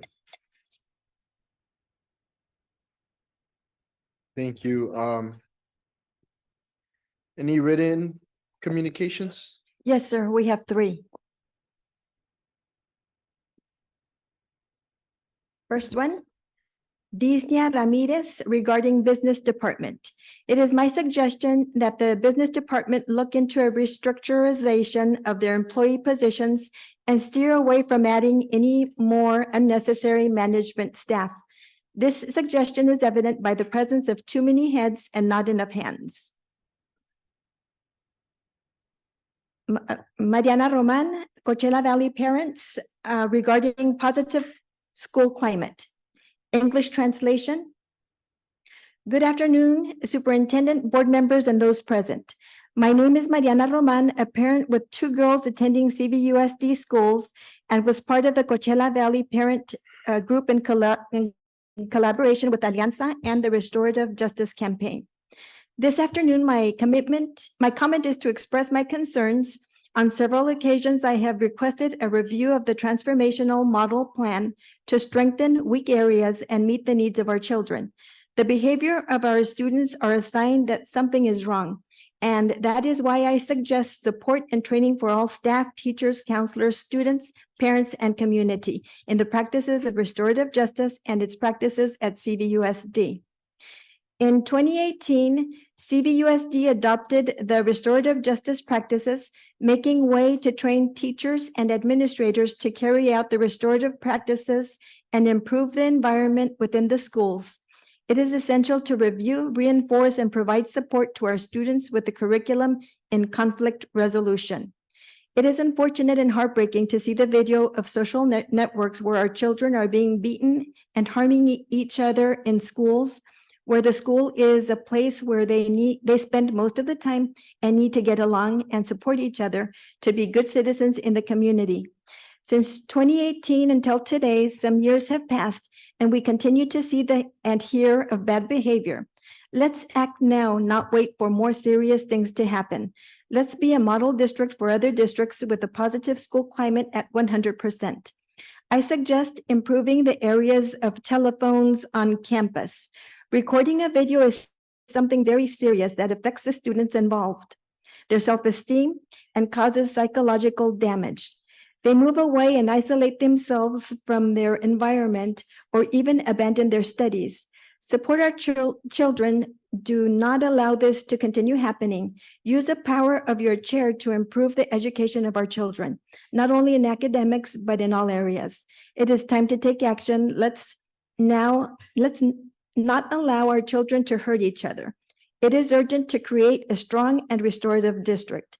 It is time to create a positive school climate committee with parents in our district. Last one, Jose Torres, regarding VAPA. Good afternoon. I would like to start by thanking the board for taking the time to read my comment. I realize that this subject matter is not on today's agenda, but I would like to make the board aware of a couple of issues with the VAPA program. Since the conception of VAPA back in 2018, VAPA was designed to implement pathways to success during the school day for grades 4th through 6th in order to meet the required instructional minutes and support student learning through the Common Core standards, which include a combination of VAPA, AVID, PBIS, STEAM, and college and career readiness. This plan was voted in place by Joey Acuña, Blanca Hall, Jesus Gonzalez, Neftali Galarza, and Silvia Paz. While this plan had a great planning phase, the reality of the program is different. As a parent of 2 students in CVUSD, I have yet to witness many portions of the program being actually implemented. One of the biggest problems of this program is that there is zero accountability. I don't know what my child is learning in VAPA. Most of the time I hear what awesome videos they watched or what they received a sheet of paper to draw. These tasks seem simple enough that can be completed at home. This is nothing new, as I have a child that is currently in 4th grade and another in 6th and have heard the same thing for a while. How do you know the program is working? Why not invest the taxpayers' money in something other than this? I urge you to create some sort of oversight on this and reevaluate VAPA. Thank you. That was all. Thank you. Maddie, moving on to board member reports. Mr. Acuña. Good evening, everyone. Thank you for coming out. We always appreciate it. A few things just to go over. First of all, I wanted to congratulate all our students that came out here today. I have no problem knowing that our future is in great hands with those kids, all of them. I think it's going to be a really tough choices for us to just pick a few of them, but I feel really good every time we meet with them. And I noticed that a few of them have kind of protested against us every once in a while, and that's a good thing too. I love activism. I like that part. But again, they're participating in the process. They're coming out here and saying, you know, we tell them you change from within, you come in here and state your case, and that's what they're doing. So I am very, very proud of our students and their teachers and all the staff that's worked with them over the years. I did notice we had a little bit of a Avid versus Puente kind of deal in there. That was kind of cool. But again, we know our programs are working. We know the teachers and the staff that are working on those things, that they're doing their job because their kids are articulate, being able to come out here and do that. So I just wanted to commend them one more time. Next, I wanted to give good kudos to our president, our superintendent, and everyone who was involved in the state of the district. I thought it went over very well. We hadn't had one in a long, long time. I think many people in the community realized things that we hadn't done, that we've been doing that they didn't know we were doing. I thought that was good for them. I got a lot of calls afterwards, even from some elected officials who are like, man, I didn't realize you guys were doing that. I'm like, yeah. But I think it was just great that we tell our story in some ways. You know, we're not perfect, but I think we're real. And I think that's the great beauty of our district, right? We're not perfect. We understand it. We know we have to fix things, but we're real. We'll bring it out. We'll talk about it. We're all fine with that. We don't have a problem with having a discussion. So the kids that performed, they were great as always. I mean, they were just cool. And then the jazz band, again, they were cool too. So I mean, it was a good event. So next year, bigger and better. And, I think, more presentations, more kids, I always love the kids and I want to thank President Galarza for his inspiring story. I think, we joke about our kids in here. Well, we have the poster child of what we talk about. Kid that comes from our community. We tell them work hard, get involved, go to school, come back and serve your community. Well, there he is. There he's sitting right there in the president's chair, not too long out of things. So that is our poster child for success. And the other kids can look at that and say, that's what we're going to do. That's our role model right there. Again, we're not perfect, but we're real. So I really wanted to thank you for that story. I think it's inspiring for a lot of our kids. And not only our kids, the people that were sitting out there who are saying, hey, it is working. It is, we get criticized a lot, but it is working. So I wanted to thank everybody for that. I was able to start going out to the school sites. You guys know I usually give them a couple of weeks to settle in, and I think it's going well. Obviously, there's still some remnants of the storm that they're fixing in some of the sites. Their cleanup and things like that. And I have seen some of the maintenance and facilities things that they've been working on. And we had a facilities committee meeting earlier. And as Mr. Gonzalez loves to say, we really get excited when they tell us they've completed projects. That's exciting. So they've completed a few projects out there, and I think that's really good. So I'll continue going out and visiting. And again, I think we're off to a good start. We have problems again. The storm didn't help, plus other things, but I think we're off to a good start. I also wanted to mention, and I'm not sure, Dr. Valentino, I got a call and an email, and I believe Board Member Vargas was also included in that. The Mecca North Shore Community Council is having a meeting in November. And they would like the board to give an update on the North Shore School. It's going to be in North Shore, correct? I believe, yeah, it's going to be in North Shore. And they'd asked if the board or someone from the district can go make an update to the community council on the progress of North Shore School. I know we have our committee up and running. I believe we have some committee members. I'm not sure who's. Is it Maela, is that your side? Yeah, they have the committee going. I know you've got meeting dates out there, so they're starting that process to talk about the colors and the mascots and the naming of the school and all that. So that's exciting that the communities they're believing that we're building the school now finally, right? And I think that's really, really exciting. One thing I did want to bring up to remind superintendent and the team, and then one request. We've talked about this before, and now that I know that our budget is you're going to give us a presentation today. We had asked for where we were with the LCAP fundings and the end of that. And I know I was able to talk to our assistant soup about that, and we'll be getting that. But I wanted to remind us that, we need to know what we actually spent, what was left over, how we're going to use that money, and that kind of thing. The one thing I did want to pose to the board and possibly for something to come back is that we either pass a policy or a resolution that before any of that money gets used in any way, shape, or form, that it come to the board. You give us your recommendations or your suggestions, but it comes to the board. And not because you're going to do anything illegal with it, but there's a lot of legal things you can do with that. But as a board member, and I only speak for myself, I like to at least have a say in what I believe is the spirit of what we should spending that money and how we target it to our kids and how it's being used. And again, at the end of the day, we're the ones that are going to get held accountable for how we spend the money. So I believe, and probably we're going to follow your recommendations 99% of the time, but it's just a thing that we actually get to see how we're redirecting that money that didn't get used. And I know in the past, there's been a lot of different problems and things of how it's done. But I think moving forward this year, we already talked about that. We're able to do that. So I think that just gives another little bit of education to the community as well as how we're doing that. And we didn't spend it for whatever reason. There's a lot of reasons, staffing issues or what have you. So, well, what did you do with the money then if you didn't do it? So we'll have an answer for them. We'll be able to tell them how we redirected it. So I'm good with that. If that's something the board would like to consider, I'd like that to be brought back in some form of a policy resolution or however we want to do that. And again, that way, I've been critical of some of the LCAP items in the past that they kind of get grouped together. But if we're going to spend the money again, the ones we didn't use, I'd would like to have at least the voice in how we spend that. So if that's okay with you guys. And finally, you know, I love discussion and, you know, with regards to climate change. I am actually a proponent of the great philosopher George Carlin, who said, with regards to climate change, that the planet's going to be fine. Nothing's going to happen to the planet. It's been here forever. It's going to be here forever.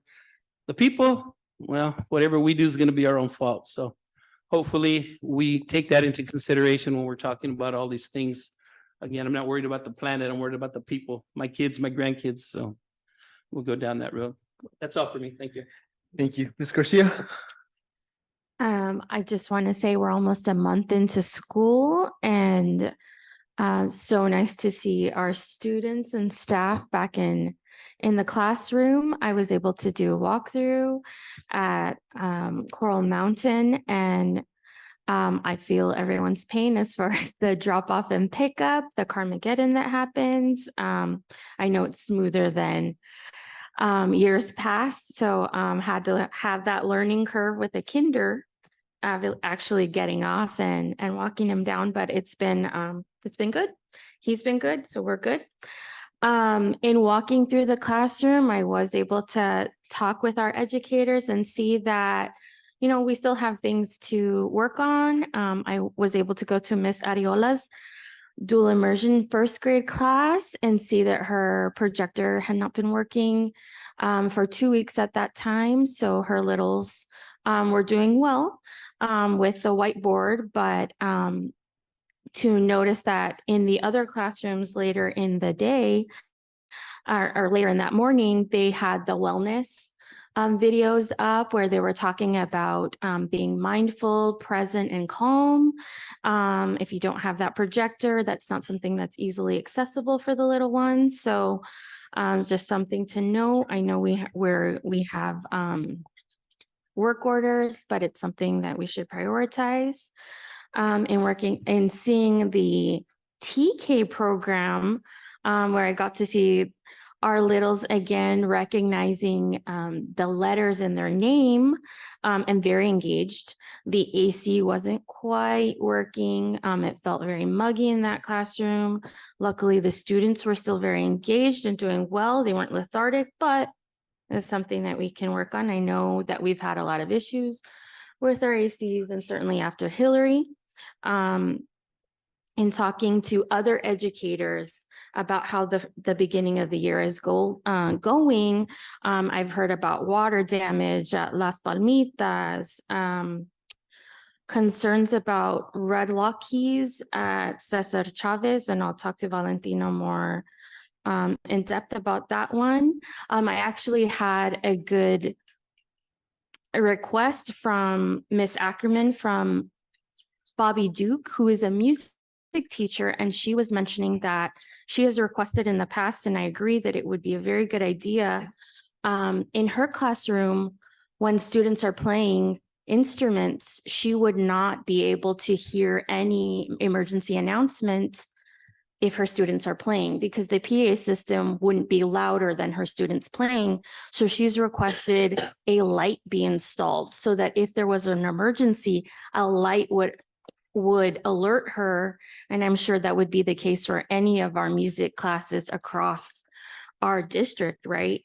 Our students play loudly, and if they're not able to hear what's happening, then how do they respond appropriately? The last time there was a lockdown, it was fortunate that she was in her prep, so she was able to hear the PA and react accordingly. I also would like to know what happens with our PE teachers. So if they're out in PE, how do they find out about an emergency?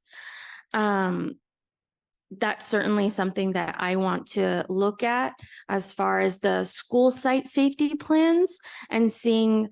I know that we are technically compliant, but I want to make sure that what we have out there is usable information for our staff, usable for our very new staff. How do they know what to do?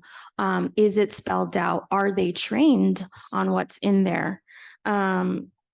we had 5 parents address us about fighting, and they want answers and accountability as far as that goes.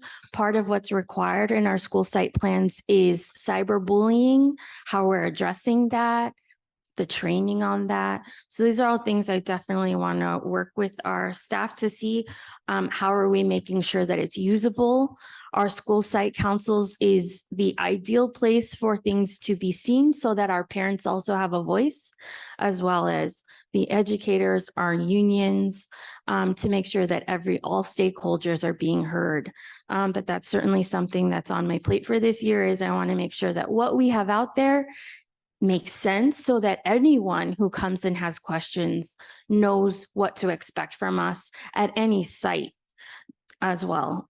So just those are just things that are on my mind, and having the parents here and hearing their voice again, it just underscores it for me that we really want to make sure that we're making sure that what we have out there is usable, and we're being trained on it every year, and that everything's being updated at the beginning of the year so that anyone on site, whether they're interns or new, knows what to do, what that plan is. So those are my 2 cents on everything today. Thank you. Trustee Paz? Good evening.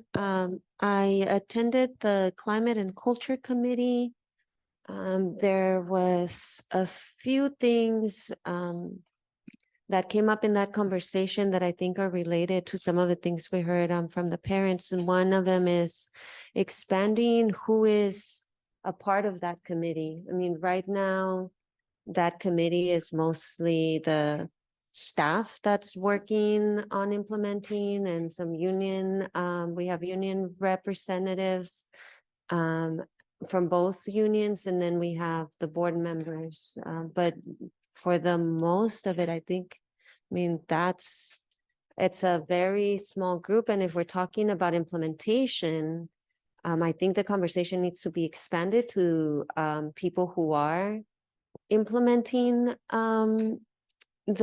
our blended model out in the sites, and including parents. I think they are asking questions, and all they hear from us here at these meetings is, well, it's happening, we're doing it. But again, I don't think that they're seeing exactly what the plan is, the way that the plan was presented to us before the pandemic and then got disrupted. So that's one of the things, just in the structure of that committee, and expanding it to more people, more stakeholders. The other one was around there are things that are, I mean, happening across our district that are very good things. And I think our staff gets very excited, and they're passionate, and they want to continue supporting this. I think, again, what needs to happen, it's almost like a reorientation, identifying what are sort of the things that are still holding us back, and how do we get from full implementation to full implementation?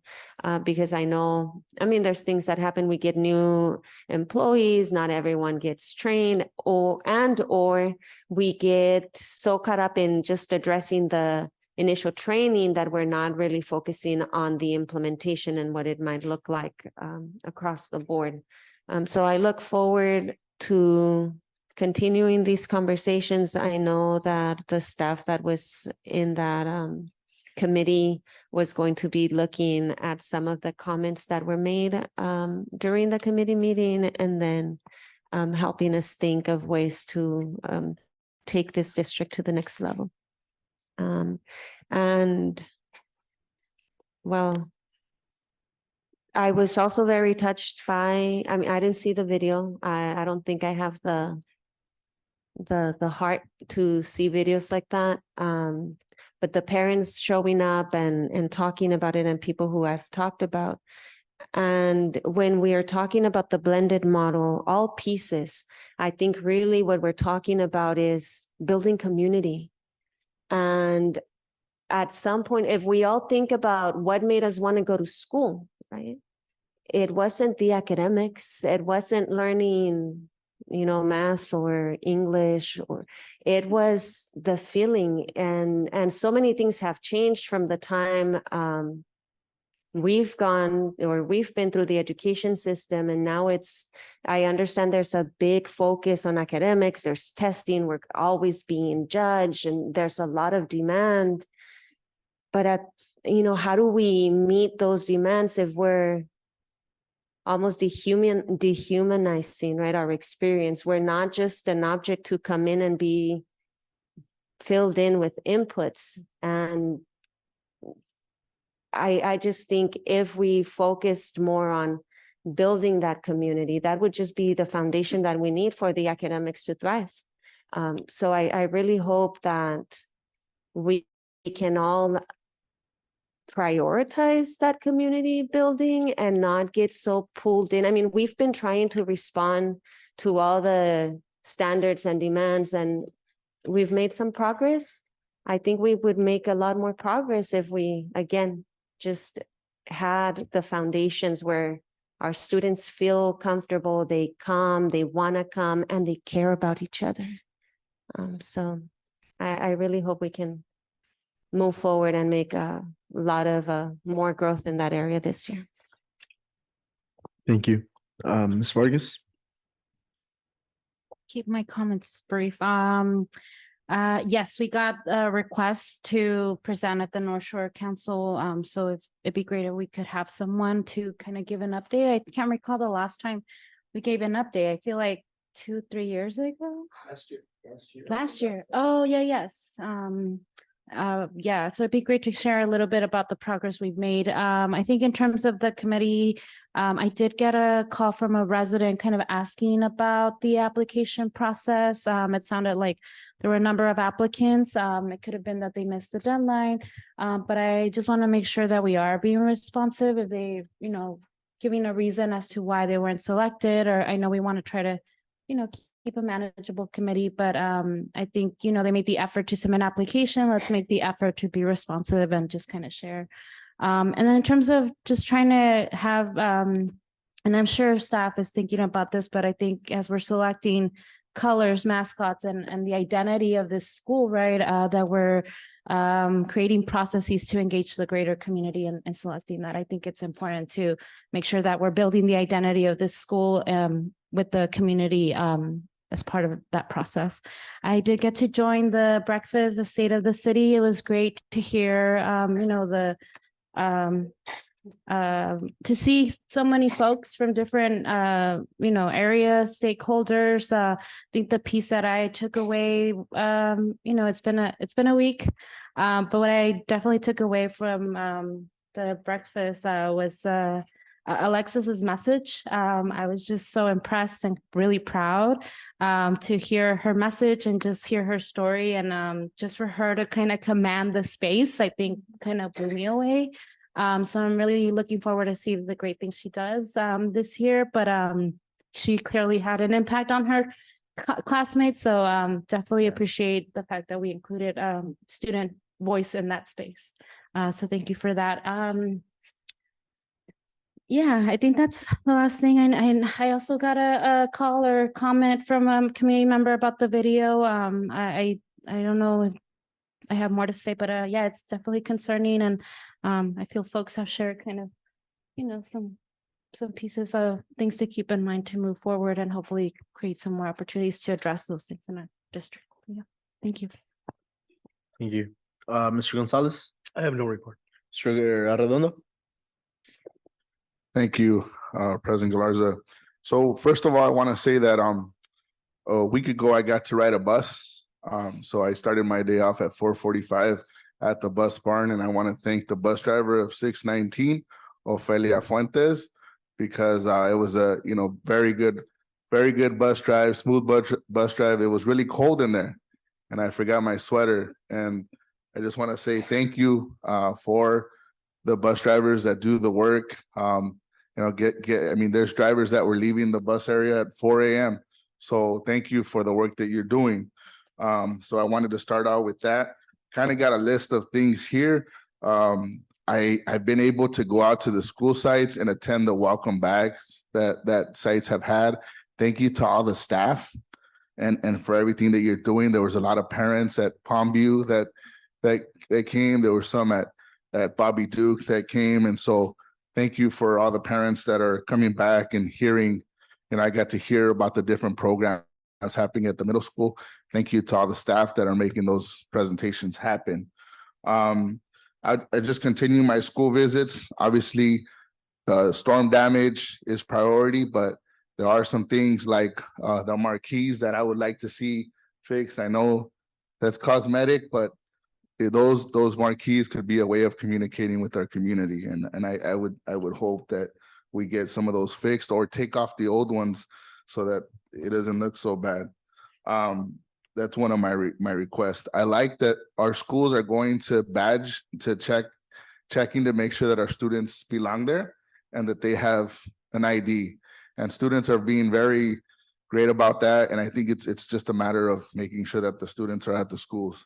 I had a couple of requests that I said I would mention here tonight. Bobby Duke staff want that school painted. And, you know, I know it's cosmetic, but that neighborhood there is the students would like to see a better, you know, painted school. And I think that's important. The other idea is, President Galarza, is to have that school start at 8 a.m. because it's not impacted by busing. And a lot of students are congregating at the park and it's causing issues. And the staff at Bobby Duke would like to at least consider, right? I'm one board member, but consider opening that school at 8 a.m. to start school, not to, I know we have ELOP and they're going to start school early, but we want to make sure that at Bobby Duke that we consider, right? I'm not demanding, but I'm just saying, can we consider, because they're not impacted by transportation, right? And I don't have all the answers, but I definitely wanted to share because I like the staff and their advocacy there. They didn't let me leave the welcome back until they had to sit there and listen to their requests. So a couple other things. I got to visit the wellness centers. I'd like to thank the wellness center staff. They're trying their best. And I've seen them, you know, kind of, you know, do the best that they can with the resources. I'd like to also advocate that we need to have a mentor at other schools like La Familia, like CDA. They need to have their own mentors. I went to visit La Familia, and I just want to say that we've expanded and there's 250 students there. So my next request, Dr. Esparza, and I don't have a long board report, but I've been writing these things down, is that if we have a school if we have a building where we could add an additional 300 students that could benefit from a smaller school environment, because we still have the issue of having students that would like a smaller school environment to thrive in, right? There are those students that would benefit from something smaller. And I think that, I checked in with one student and student had 20 credits and he was a junior. So my concerns still exist, even though we expanded La Familia. So although I'm excited, I'm also, what are the next steps, right? And I'm not demanding anything, but it's just saying the need is there. And I know this board understands that. Let's see. Just want to say that the state of the district, thank you, Dr. Valentino. After 11 years, great. And thank you to staff, everybody who put that together. Thank you for everything that you did. And then we got these cute little cards by the expanded learning staff, students. And so thank you for sharing those. I still have mine. I kept mine because I think, they had little thank you cards. So I think, that was really good. I'd like to address just safety and security for our school district. And I know that it's on our mind and it's something that we must address. But I would like to just say that I think Desert Mirage High School needs an entry and exit button, because it's hard to get into that school because all the doors are closed and you have to go around through the middle school. I'm just saying I would like there to be a button to be able to get in and out of Desert Mirage High School when we visit there.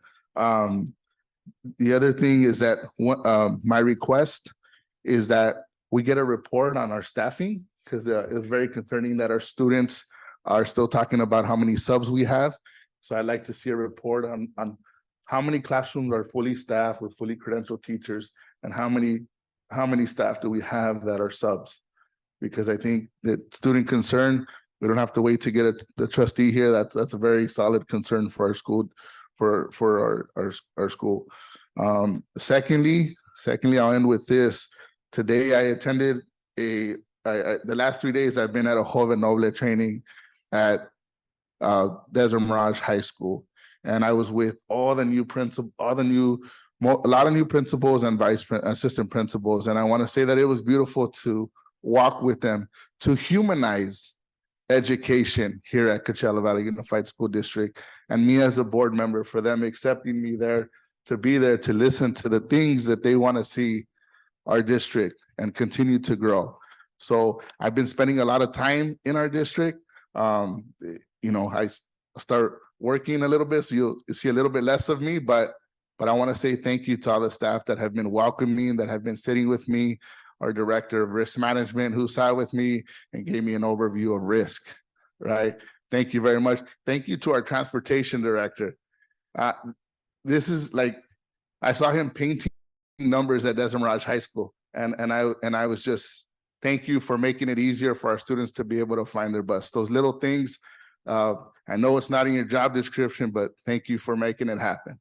And thank you to all the staff here. Don't want to leave anybody out, but thank you for, at least when I'm on site, always making me feel like I'm welcomed and you're hearing my concerns. We may not agree, but and then just gotta thank the work that we continue to do as a board. I think we're getting where we need to get to. Still a lot of work to be done, but sorry, I know it was long. Thank you, Mr. President. Thank you, sir. I think as far as my report, haven't been to any sites yet.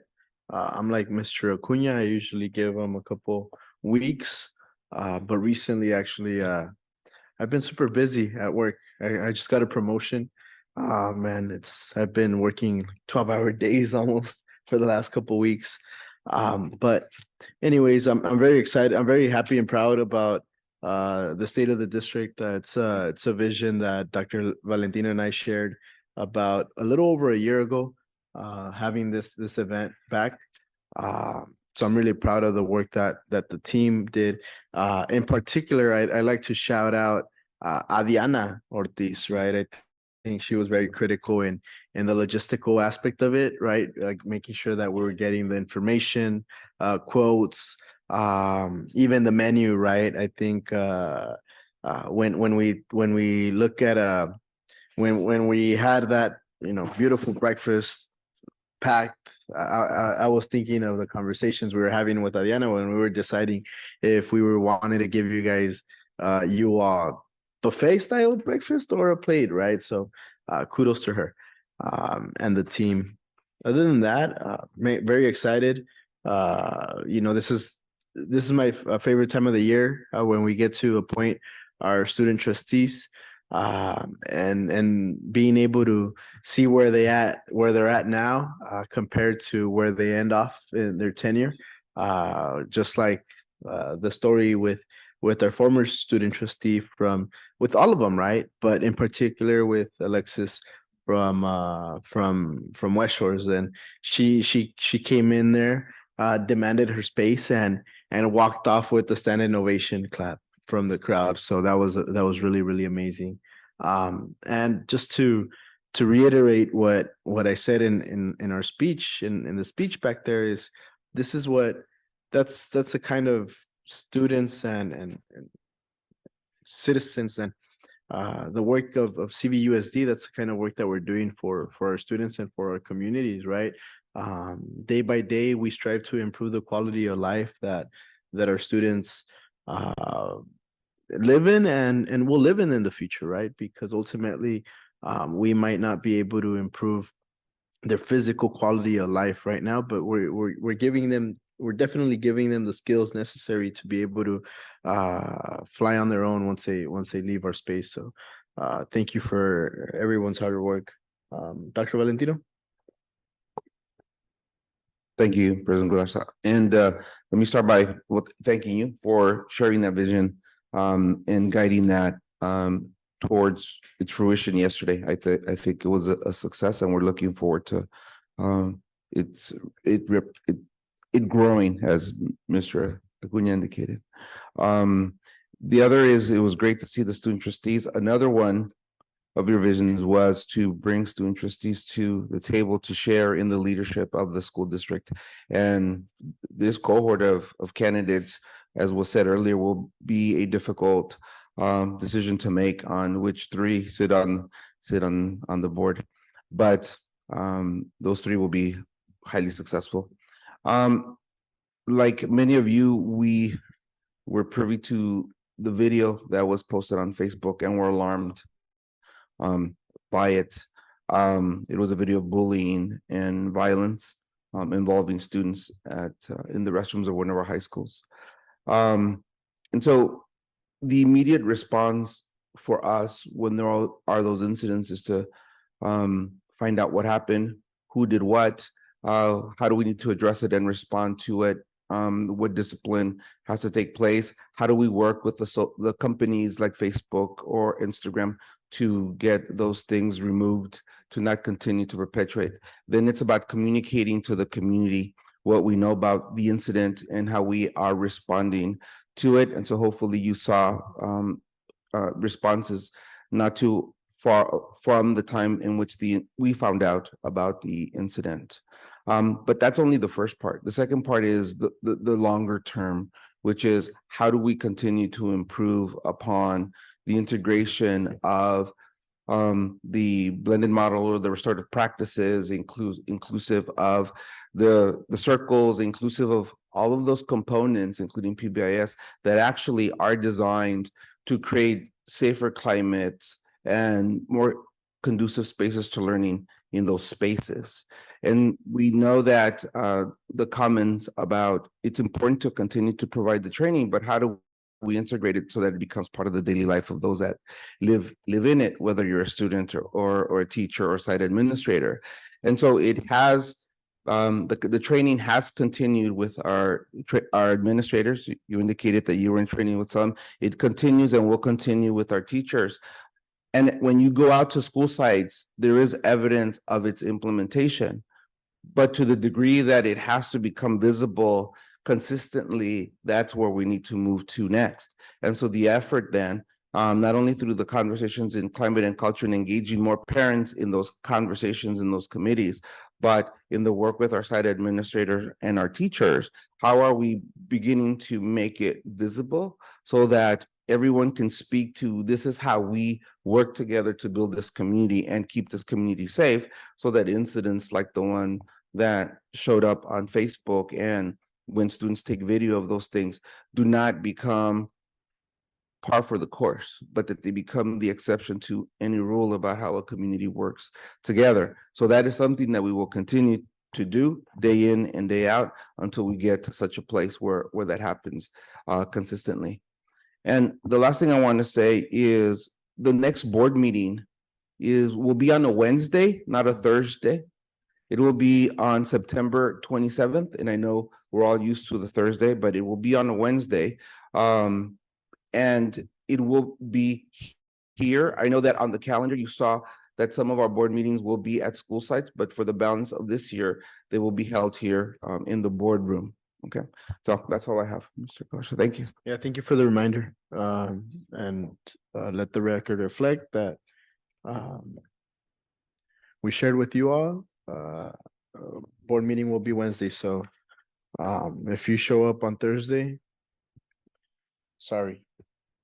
Moving on to our presentations, 9.1, Mayela. Let's get started.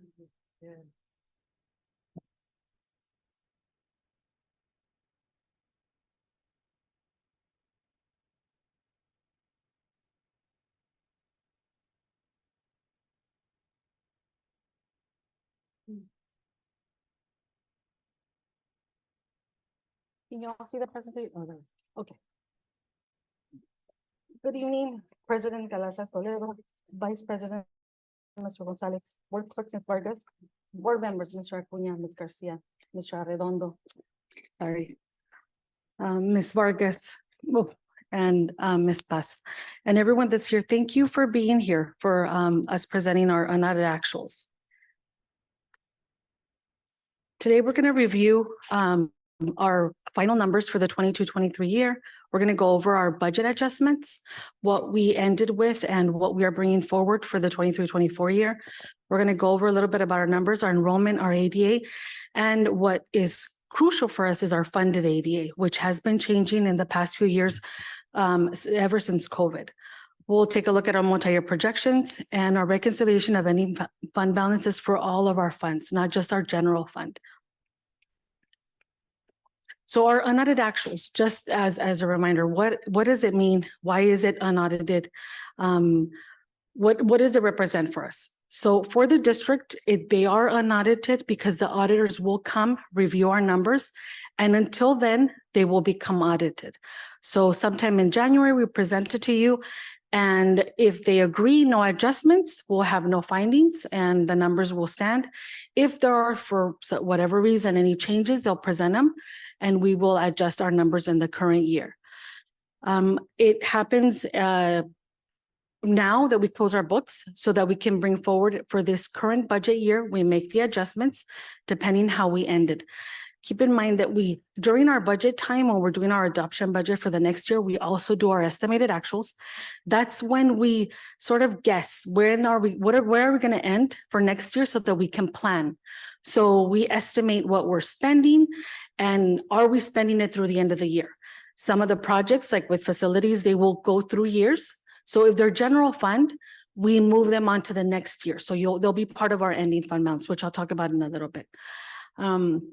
So our 23-24, we adjust our budget and that represents our beginning balance for our 23-24 for ending balance of our 22-23 year. Before I get started with the budget adjustments, I want to thank Diana and Ana.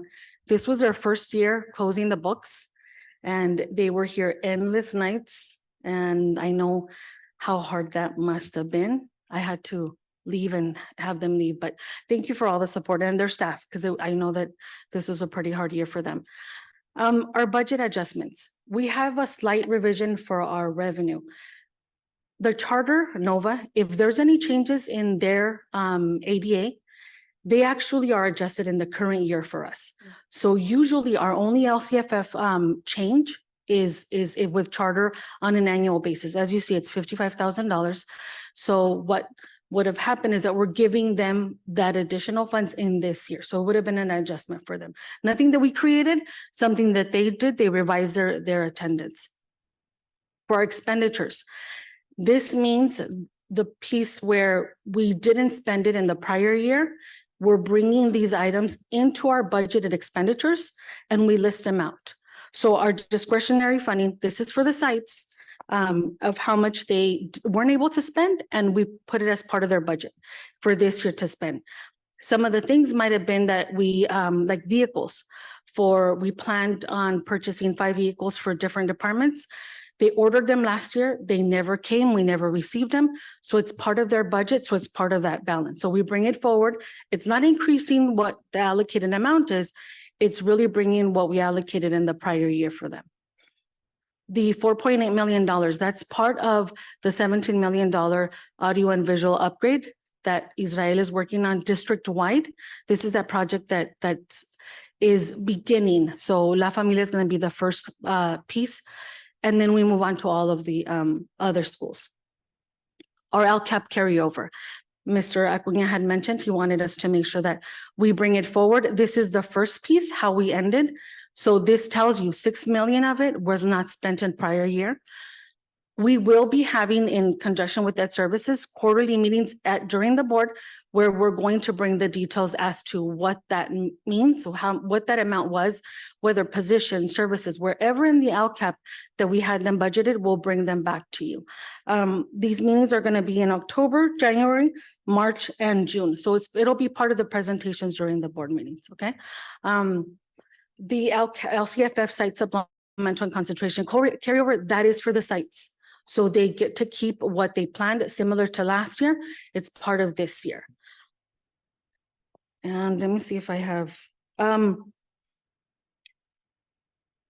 in the discretionary, I know I received a couple of questions from some departments, including Ed Services. They had planned, due to purchasing, we weren't able to order a couple of things. We know that they are being ordered this year, so we allowed for departments to bring over their carryover. They will receive the details as to where those items were, and they're able to spend it. So that's why the discretionary carryover was a little higher than other years. Usually for sites, it's within $500,000 to $600,000. So every time during our financial review, when we're looking, whether it's end of the year, first interim, second interim, any of our financial review, we're always looking at enrollment and attendance. Why? Because that's how we get funded. For the past few years, we've had sort of a waiver where it's not necessarily the attendance that we had in that year or the prior year, but we were frozen in time with prior to COVID. Right now, it's actually moving towards having the greater of this year, prior year, or a 3-year average. So if you notice that middle line, it actually represents our funded ADA.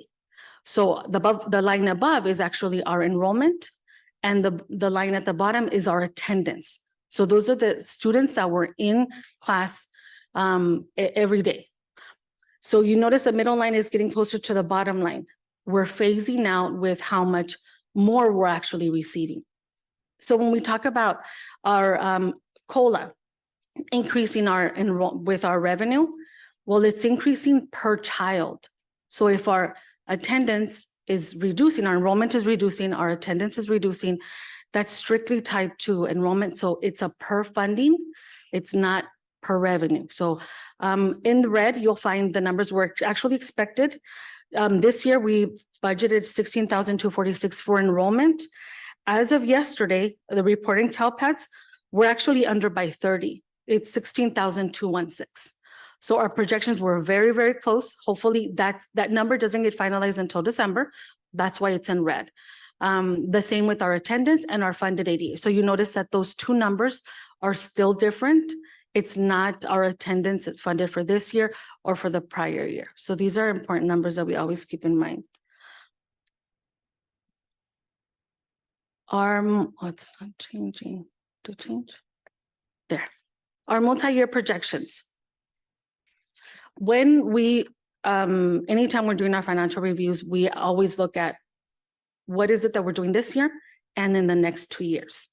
So in this case, our net actuals, our ending balance, part of that $43 million that you see at the end, includes those $12 million that we had made adjustments to bring them into expenses. So it's part of that ending balance.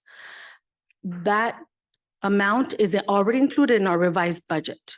So for today's approval, we're actually moving those expenses, budgeted expenses into the different fundings. LCAP, site discretionary, department discretionary, those numbers will be adjusted in their budgets, and now they're part of it, the expenses. Only one time, it's not an ongoing cost. Why do we look at the multi-year projections? Because we want to see that we're going to be fiscally solvent for the next few years. One of the things that we always highlight and we talk about, are we deficit spending? Is it a bad thing? And we've said, if we have one-time funding, we probably are spending more than we are receiving because they were one-time dollars, and that's okay. Or we're using our ending balance. So we have ending balance that we want to use in the current year. It's not our current revenue. We also spend it. So we would deficit spend. But we need to make sure that that's actually what's happening in our in those years. You notice that in 25-26, our number goes from 24 million to 52 million. That's the year that we lose ESSER funding. In that year, we continue to keep the expenses, all those, the teachers. We have 226 positions that are funded from ESSER right now. So all of those positions are included in our expenses. Unless the board approves it, we would eliminate those positions. Otherwise, they're part of our budget. So in that year, we are absorbing it within our categorical funds. So what we're saying right now is, are we moving them to LCAP? Are we moving them to any other funding that's within restricted. Remember, these are unrestricted dollars. They're not unrestricted. So once we determine that, then either is it new revenue or is it existing revenue that we have? So it's important to keep that in mind. The amount that right now for the positions that we are budgeting for Messer, the total amount is over $24 million. So $24 million in 23-24, $24 million in 24-25. Also, it also includes we have a balance of ESSER with our HVAC. Remember, we have this big project that we're going to do, $10 million. So we have about $76 million in ESSER funding that we're using that are part of our budgeted expenses.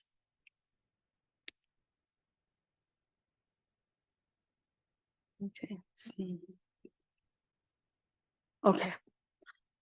So part of our also year end is not just reconciling our general fund, which is our unrestricted and restricted dollars, which are the two lines that you see there, Fund 03 and Fund 06. It's actually also bringing in all of our funds. These are all the funds that we have in the district, adult education down to our self-insurance fund. You notice the negative amount in deferred maintenance. It doesn't mean that they spent more than they have. It actually means that we estimated they were going to spend less than they actually ended. So they do have an ending fund balance, which means it reduces down what they're starting for this year. So this, with your approval today, you'll also see a resolution that's coming forward to bring these ending balances as part of the beginning balance for 23-24 in their prospective funds. So nutrition services, the bond, the developer fees, all that you see where it says on actuals ending balance, those ending balances are our beginning balance for our 23-24. That increase and decrease tells you what we estimated during our budget adoption and where we actually ended. So what are our next steps? We will continue to monitor our budget. We will continue to make sure that that any items that are not budgeted within our budget, that we bring them forward as part of our interims. We need to make sure that everything that is in budget, any expenses that we add, that it's within either it's a budgeted expenditure or we're increasing the budget. So you'll see that next in our first interim. In December, the auditors will finalize the report. They have to submit it by December 15. So January, we will bring in the financial audit. We will also send an invite for our committee, for our financial audit committee, sometime when they are reviewing it, so that we have that conversation about what are they finding? Are they going to find anything? Did they bring up any concerns? We'll bring it up with the committee so that it's not a surprise by the time that we bring our audit forward in January. Sometime in January, the governor will give us their his budget, and that's when we start our planning for this following year. That's when, for second interim, we would make any changes based on his recommendation. Remember that it's not finalized until it's adopted. So it's a couple of months, but that tells us where are we at so that we can begin to project. Our second interim, you'll find that we've made those changes based on the governor's recommendations. Then once we are at the end of the year, we go again, we end with our estimated actuals. How are we ending and adopting our beginning budget for next year? Any questions?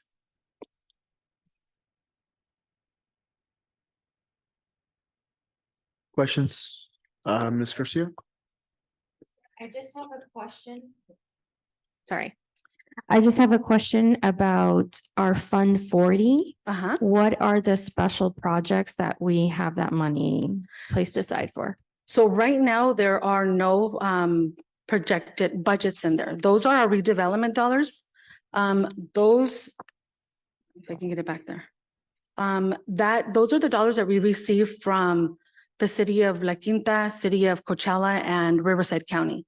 So I don't believe, I talked to David, we haven't planned anything. That amount would actually be taken to the facilities committee for any of the projects. Not because it's their bond dollars, but because it would be construction.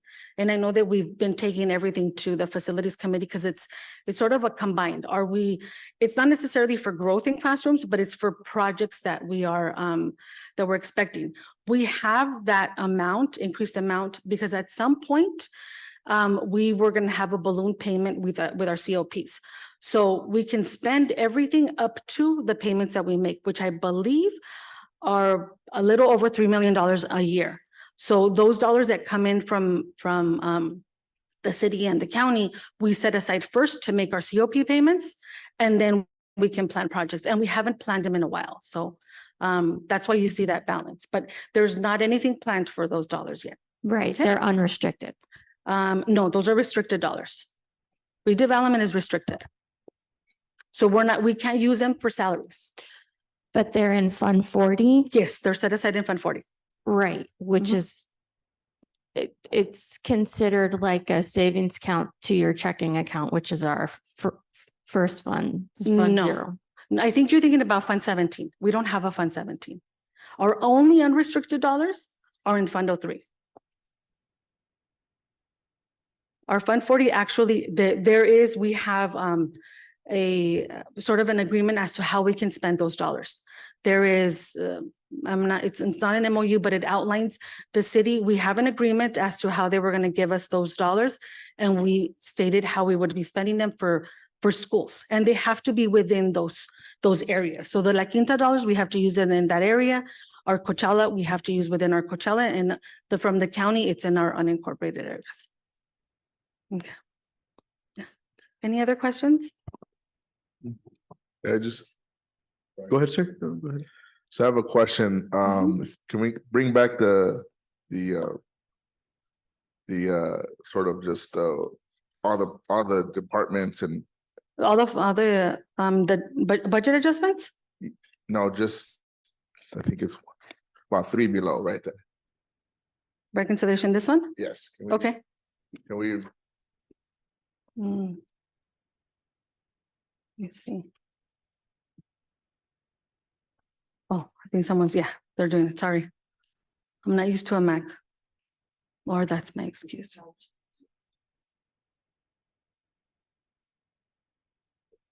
Thank you. Okay. So I see that we have, are we all spent on our, because we know we're building the school and the building bond, that's where most of the money is coming from, correct? Yes. And then whatever we need to sort of make adjustments come from developer fees, correct? We are actually planning for North Shore specifically, the funds that are set aside are all the bond funds and partial of the developer fees funds, because those dollars can be used on growth.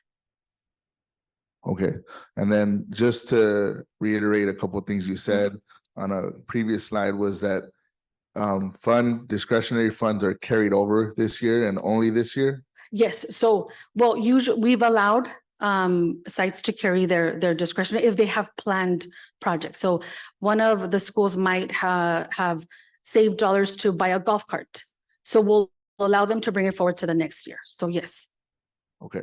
And one final question, since you brought up the AC Yes, project, when is that gonna show in this budget? So you will see that from it's our ESSER funds, and that you won't see it disappear from our expenses until it's next summer. So the summer is the biggest project. Right now, we still continue to buy ACs as they're needing them. They're stocking them up, the ones that they know we're replacing.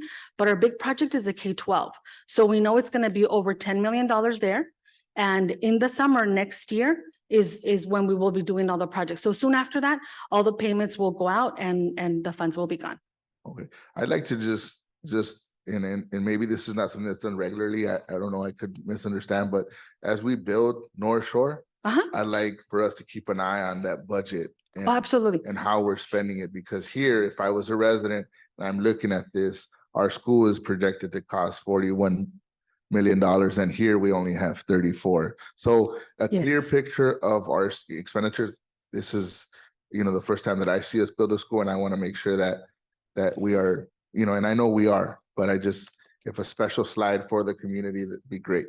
Thank you. Those Okay. are my only comments. I will add it to in our next presentation so you can see. But Thank you. here it's developer fee funds and the building fund that are set aside specifically for North Shore. Thank you. Appreciate it. Any other questions? Thank you, Myla. Very thorough. Thank you. Moving on. Action items. Action item 10.1, requesting approval of contract with Summit K-12 for California LPAC C2L supplemental curriculum. Second. Motion by Mr. Arredondo, second by Mr. Gonzalez. All those in favor? Aye. Aye. Any opposed? Any abstain? Motion carries. Action item 11.1, approval of fiscal year 2022. I motion. Motion by Mr. Gonzalez. I'll second. Second by Mr. Arredondo. All those in favor? Aye. Any opposed? Abstain? Motion carries 7-0. Action item 11.2, approval to open one-year contract with Safer Schools Together for 23-24 school year. Motion by Mr. Arredondo. I have a question, so wait till. Yeah, well, somebody wants a second? I'll second. You'll second. I'll second. Go ahead, sir. Well, I was looking at the language and I'm not familiar with the whole project or how it works, but I was looking at the language and, we are a restorative practices blended model district, purposely, not by accident, right? Purposely. And again, in reading some of the language, again, I just concerns me. It's identifies individuals on the pathways to violence, gang involvement, suicides, blah, blah, blah. It kind of reminds me what the sheriff department uses. Yeah, I don't see. It goes back to that targeting kids, well, they did something wrong and now we're going to put them on the list and we can keep an eye on them, and instead of helping them or, finding how we're going to put them in a support kind of thing. And maybe that's part of it. And I know with data, it's hard because we have to identify and it's tricky. But if we're going to err on the restorative practices side, then on the more harsh kind of a side. So I just have concerns with, again, I don't know how this works. It may be that they use this language because in law enforcement land, everybody loves the language, but it actually doesn't do that. It's more, Right. I just have concerns that their marketing strategy of we're going to target your kids and we're going to tell you who's the good ones and who's the bad ones. Yeah. So it's just a concern. Somebody wants to explain it to me. I'm more than happy. That was one of my questions that I sent into that. And I know you guys were busy this week, so I know you couldn't get them all back to me, but. And Gustavo can talk a little bit more, but they received a presentation, and what it really is it's a mechanism to look at social media, anything on the web. It's not meant to target. It really is meant to have data to be able to review and to support students as far as their mental health being. I know that Gustavo saw a presentation where they brought someone that needed support, and because kids are more comfortable posting it on None of it's online. meant to target. Yes, kids, so I just have. No, Let's finish. Let's let me and finish. he actually he did think about this, about how he would bring this forward, what the report would look like and what it would mean and how to interpret it. So he would build a committee with Julissa and I believe Mr. Nichols to go over the reports to make sure that the support is provided to students, not necessarily because it's gang related or because, there might be things that they're posting. It's really about being aware of their mental health to see where they're at and how they can support them. It's 1 year. That's why you don't see an agreement on here, so that we will really get a feeling as to how you feel about looking at this. It's a 1-year agreement. We can test it out, see what it looks like, share it, and then go from there. But it is something new. I know that other districts have been doing it, but it doesn't necessarily mean that we have to continue. I think Gustavo it would be one other way to support students. I share we brag about it, right? And it seems the way the contract, and it might be a basic contract that has no application, but that's the one they have and they're giving it to us.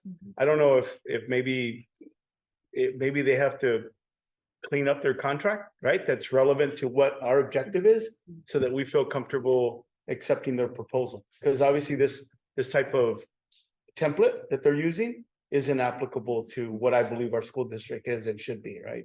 So I don't know if we table this and bring it back. Is there any immediate need to get this done today, Gustavo? Or can we wait till the next meeting and maybe have them, or maybe even you and Mayela work on the language of the contract?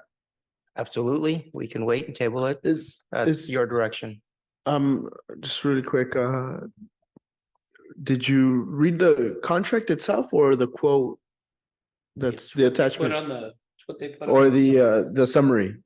Yeah, but it's That's what they put on defining. The summary, okay. The quote just basically says we're gonna Yeah. give you this service for this much money. It's a basic, it's like a technology quote, basically.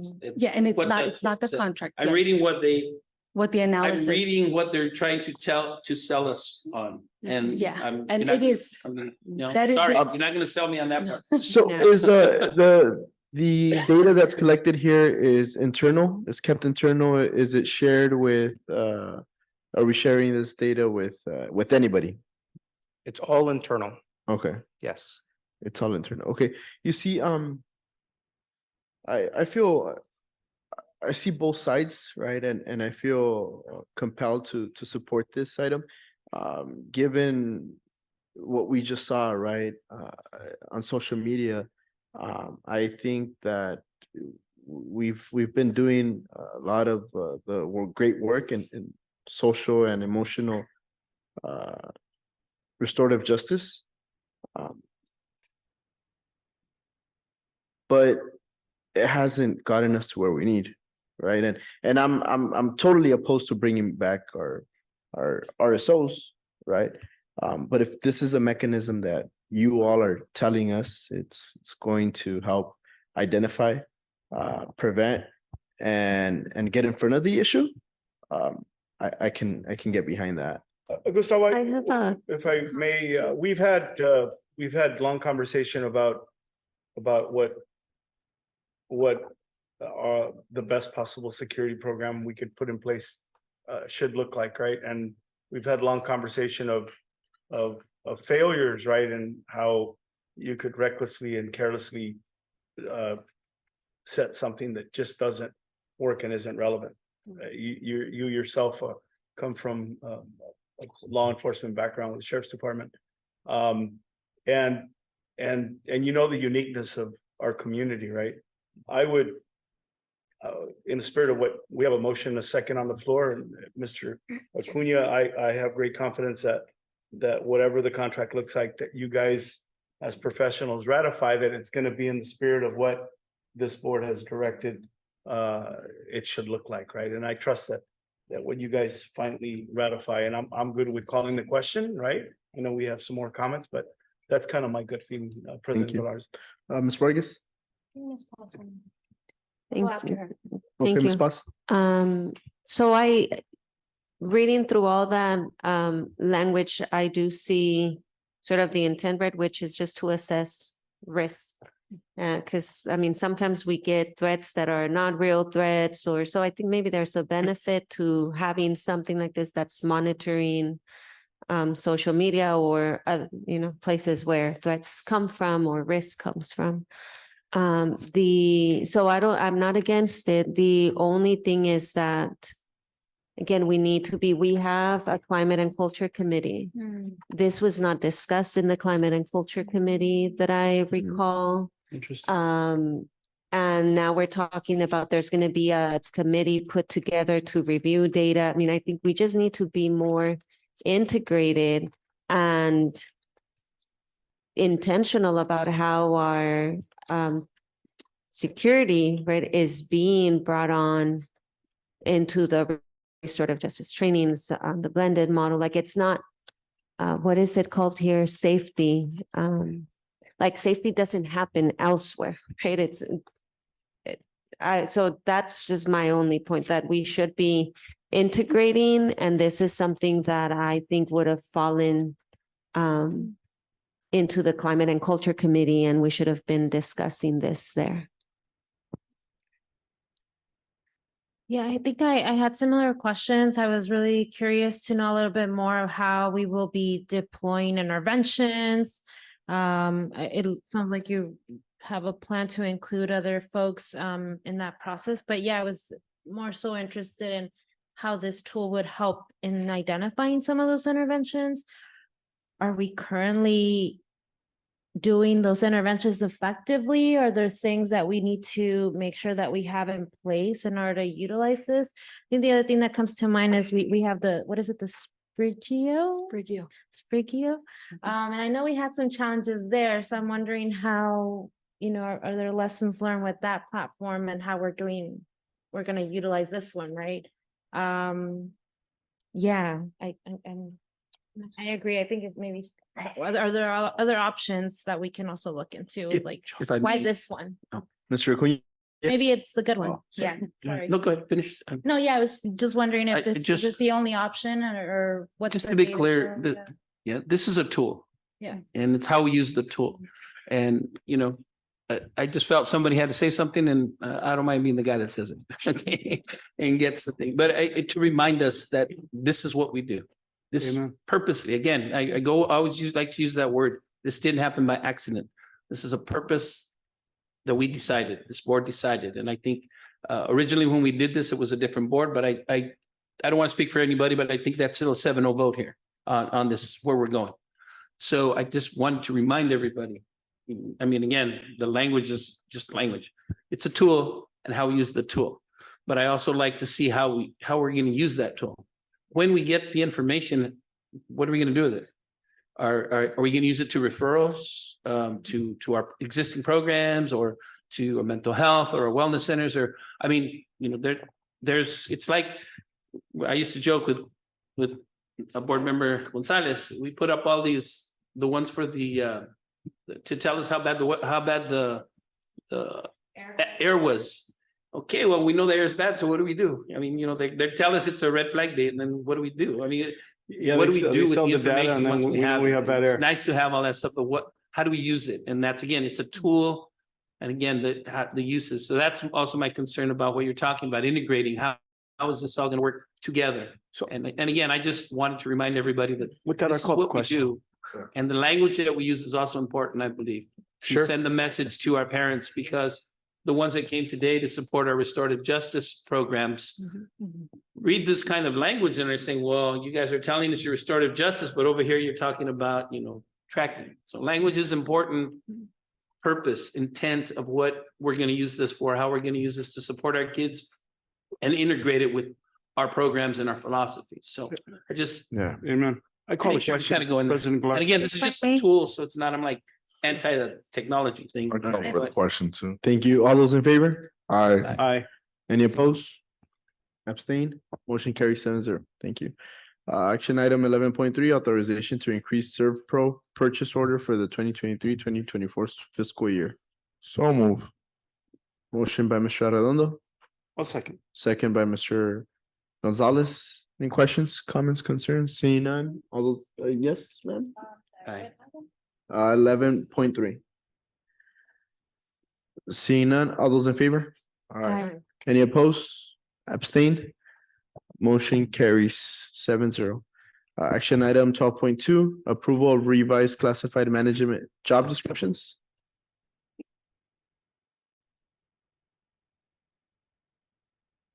Can we table this? I'd like to table if possible, but So we have, Is there a motion? we have a motion to table this item. I'll second. Motion by Mr. Arredondo, second by Mr. Gonzalez. All those in favor? aye. Aye. Any opposed? Abstain, motion carries. Consent calendar. All matters listed under the consent calendar are considered by the board to be routine and will be acted upon in one motion. There will be no discussion of these items prior to the time the board considers a motion unless members of the board or staff request specific items to be discussed and or removed from the consent calendar, in which event the items will be considered separately. The superintendent, assistant superintendent of educational services, assistant superintendent of business and finance, and assistant superintendent of HR recommend the approval of all consent calendar items. President Galarza, I motion to approve the consent calendar respecting any items pulled by any member. There's a motion by Mr. Gonzalez, A second. second. All those in favor? Aye. Any opposed? Any abstain? Motion carries. Can I get a motion to adjourn? So moved. Motion by Mr. Gonzalez, second by Mr. Arredondo. All those in favor? Aye. Any opposed? Any abstain? Motion carries. Wanted to remind you, you didn't actually ask.